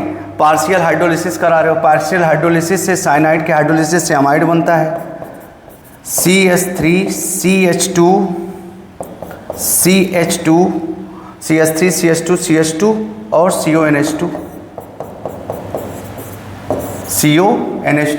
और फिर NaOH Br2। अरे यार क्या करवा रहे हो? HBDR याद आ रहा है? हाफ मान ब्रोमाइड डिग्रेडेशन रिएक्शन, जिसमें से CONH2 हट जाता है और NH2 रह जाता है। CO हटा देते हो, NH2 रह जाता है, तो क्या बन जाएगा?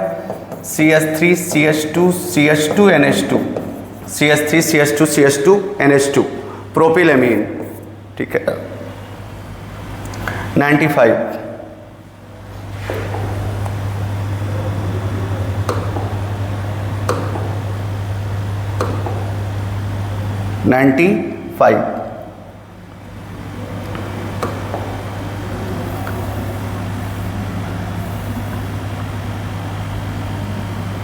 95, 96। अब इसमें देख लो आप, ये लेंथेनाइट्स हैं।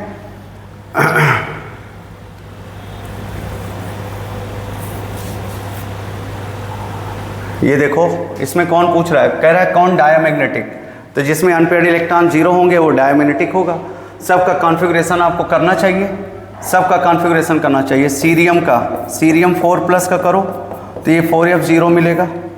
और इटरबियम का करो, इटरबियम, सीरियम का, इटरबियम का करो। इटरबियम कहाँ था? लुटिटियम के पहले था, लुटिटियम के पहले था, लुटिटियम के पहले था, लुटिटियम के पहले था।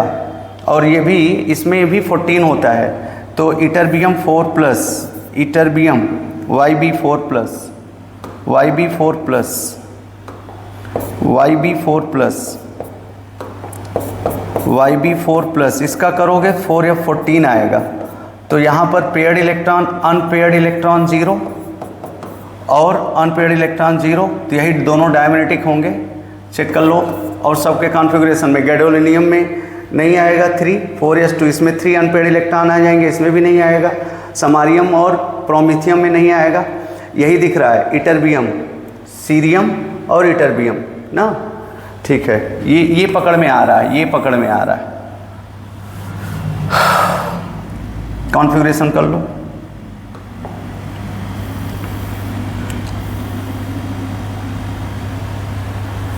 क्वेश्चन नंबर 97 याद करो। CH को हॉट KMnO4 के साथ, CH को हॉट KMnO4 के साथ, हॉट KMnO4 के साथ, हॉट KMnO4 के साथ गर्म करने पर CH COH में कन्वर्ट हो जाता था। ये होगा नहीं, ये होगा नहीं, यही होगा ना। चलो आगे देख लो, ये सब नोट्स में आपको मिलता था। मतलब कितना आसान क्वेश्चन। टर्मिनोलॉजी में इसको सिखाया गया था कि होमोलेप्टिक और हेट्रोलेप्टिक क्या होते हैं, होमोलेप्टिक और हेट्रोलेप्टिक। तो CONH3 3+ होमोलेप्टिक कॉम्प्लेक्स है, एकदम सही है। ये हेट्रोलेप्टिक है, एकदम सही है। और इसमें एक ही तरह के लिगेंड है, एकदम सही है। इसमें 2 तरह के लिगेंड, एकदम सही है। बोथ स्टेटमेंट्स आर ट्रू, दूसरा सही है।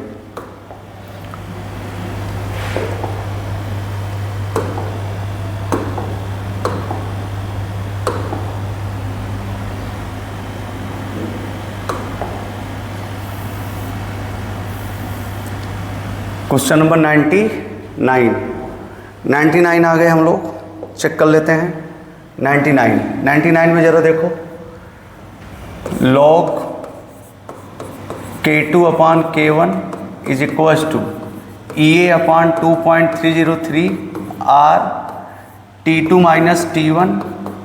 T1/T1 T2, ये पढ़े थे हम लोग। log K2/K1 log 4 दे रहा है क्योंकि क्वाड्रपल हो रहा है। ये NCERT का क्वेश्चन है, बस ये टेम्परेचर चेंज किया है, बस ये टेम्परेचर चेंज किया है, तो वही है log 4 और EA 2.303 इंटू R की वैल्यू दिया हुआ है 8.314, कैलकुलेशन था इसमें। और ये 227 और ये 57, कितना होगा 273 + 57, 5 3 8 7 5 12, 2 1 3, सही है क्या? 273 और 57, 7 3 10, क्या कर रहे हो सर? 7 3 10, 7 5 12 1 13, 330 माइनस 227, 273, 300 अपान 330 इंटू 300, ये तो आप इसको कैलकुलेशन करना पड़ता है आपको क्लास में करना चाहिए था। इस क्वेश्चन को लास्ट में अटेम्प्ट करना चाहिए था। log 4 की वैल्यू दिया हुआ है 0.6021 इंटू 2.303 इंटू 8.31 इंटू, ये मल्टीप्लाई कर दो 330 और 300 अपान, और इसमें 330 में से 300 घटा दो तो 30 आ जाएगा। एक्टिवेशन एनर्जी आपकी आ जाएगी। कैलकुलेट कर लो इसको, कितना आता था इसका आंसर? 340 किलो जूल 38, ठीक है। तो आप चेक करो, कैलकुलेट कर लोगे आप। कैलकुलेशन आपका है ही है।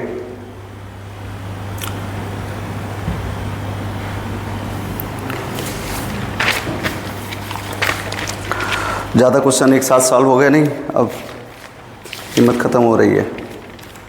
चलो चलो चलो चलो चलो, कोई है?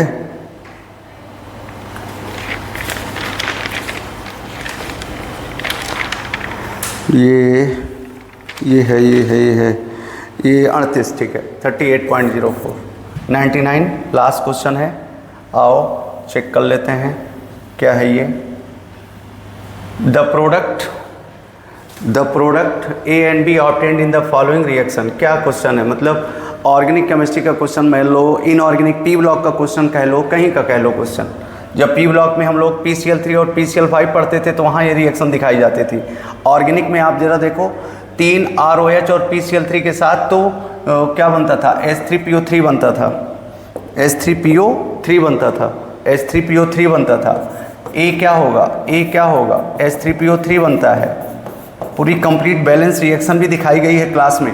और PCl5 के साथ RCl, PCl और POCl3 बाहर निकलता है, POCl3 बाहर निकलता है। तो बी होगा ए और बी। ए पूछा है H3PO3 POCl3, चेक कर लेना आप। H3PO3 और POCl3, ये आपका 100 क्वेश्चन है। इसमें एक क्वेश्चन रह गया था एनालिटिकल केमिस्ट्री वाला, ठीक है, ठीक है। उसको बहुत ज़्यादा क्वेश्चन हो रहे हैं और परेशान मत होइएगा। आपका पेपर जैसा भी हुआ है अच्छा हुआ है, आप अपनी पूरी कोशिश लगा करके पेपर दिए हैं, ठीक है। कुछ जगहों पर पेपर आउट होने, पेपर लीक होने की बात चल रही है, तो हम तो आशा यही करेंगे कि कहीं ऐसा कुछ ना हो, ठीक है। और बेस्ट ऑफ लक। आपने जैसा भी पेपर किया वैसा आपका रिजल्ट आएगा। रिजल्ट को लेकर के आपको परेशान नहीं होना है। ये लास्ट रिजल्ट आपका नहीं होगा, ये लास्ट एग्ज़ाम आपका नहीं होगा। बहुत सारे बच्चे डिप्रेशन में चले जाते हैं। हम लोग सेंटर पे गए थे तो देखा जा रहा था कि कुछ बच्चे लेट में आए थे, तो उनको सांत्वना दिया गया, उनको समझाया गया कि चलो ठीक है आपका पेपर छूट गया।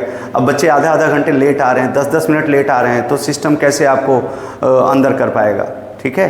तो वो गेट के बाहर ही रो पड़े, आंसू निकल आए उनके चेहरे से। तो हम लोग जब सेंटर पे टहल रहे थे तो हम लोगों ने देखा, तो बच्चों को समझाया गया कि चलो कोई बात नहीं, आपका पेपर छूट गया है, ये आपके लिए एक सीख है कि आप अपने सेंटर पे समय से पहुंचते। और दूसरी बात, ये आपके लिए एक अपॉर्चुनिटी है कि आप नेक्स्ट टाइम जब आप पेपर दें तो आप और अच्छा तैयार करके आएँ, आपका सिलेक्शन उसी टाइम हो जाए, ठीक है। तो परेशान नहीं होना है, जैसा रिजल्ट आएगा उसको हम सब एक्सेप्ट करेंगे और फिर नए जोश के साथ आगे का रणनीति तय करेंगे, ठीक है।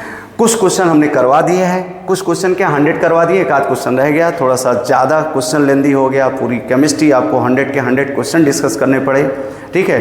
अच्छा, पेपर हम लोग कल ही सॉल्व कर लिए थे, लगभग 5:30 बजे से 6:30 पौने 7 बजे तक पेपर हो गया था, लेकिन टेक्नीशियन महोदय थे नहीं ना, इसीलिए पेपर आपका क्वेश्चन पेपर लोड नहीं हो पाया, ठीक है। तो हम लोग रिसेंट काम कर चुके थे।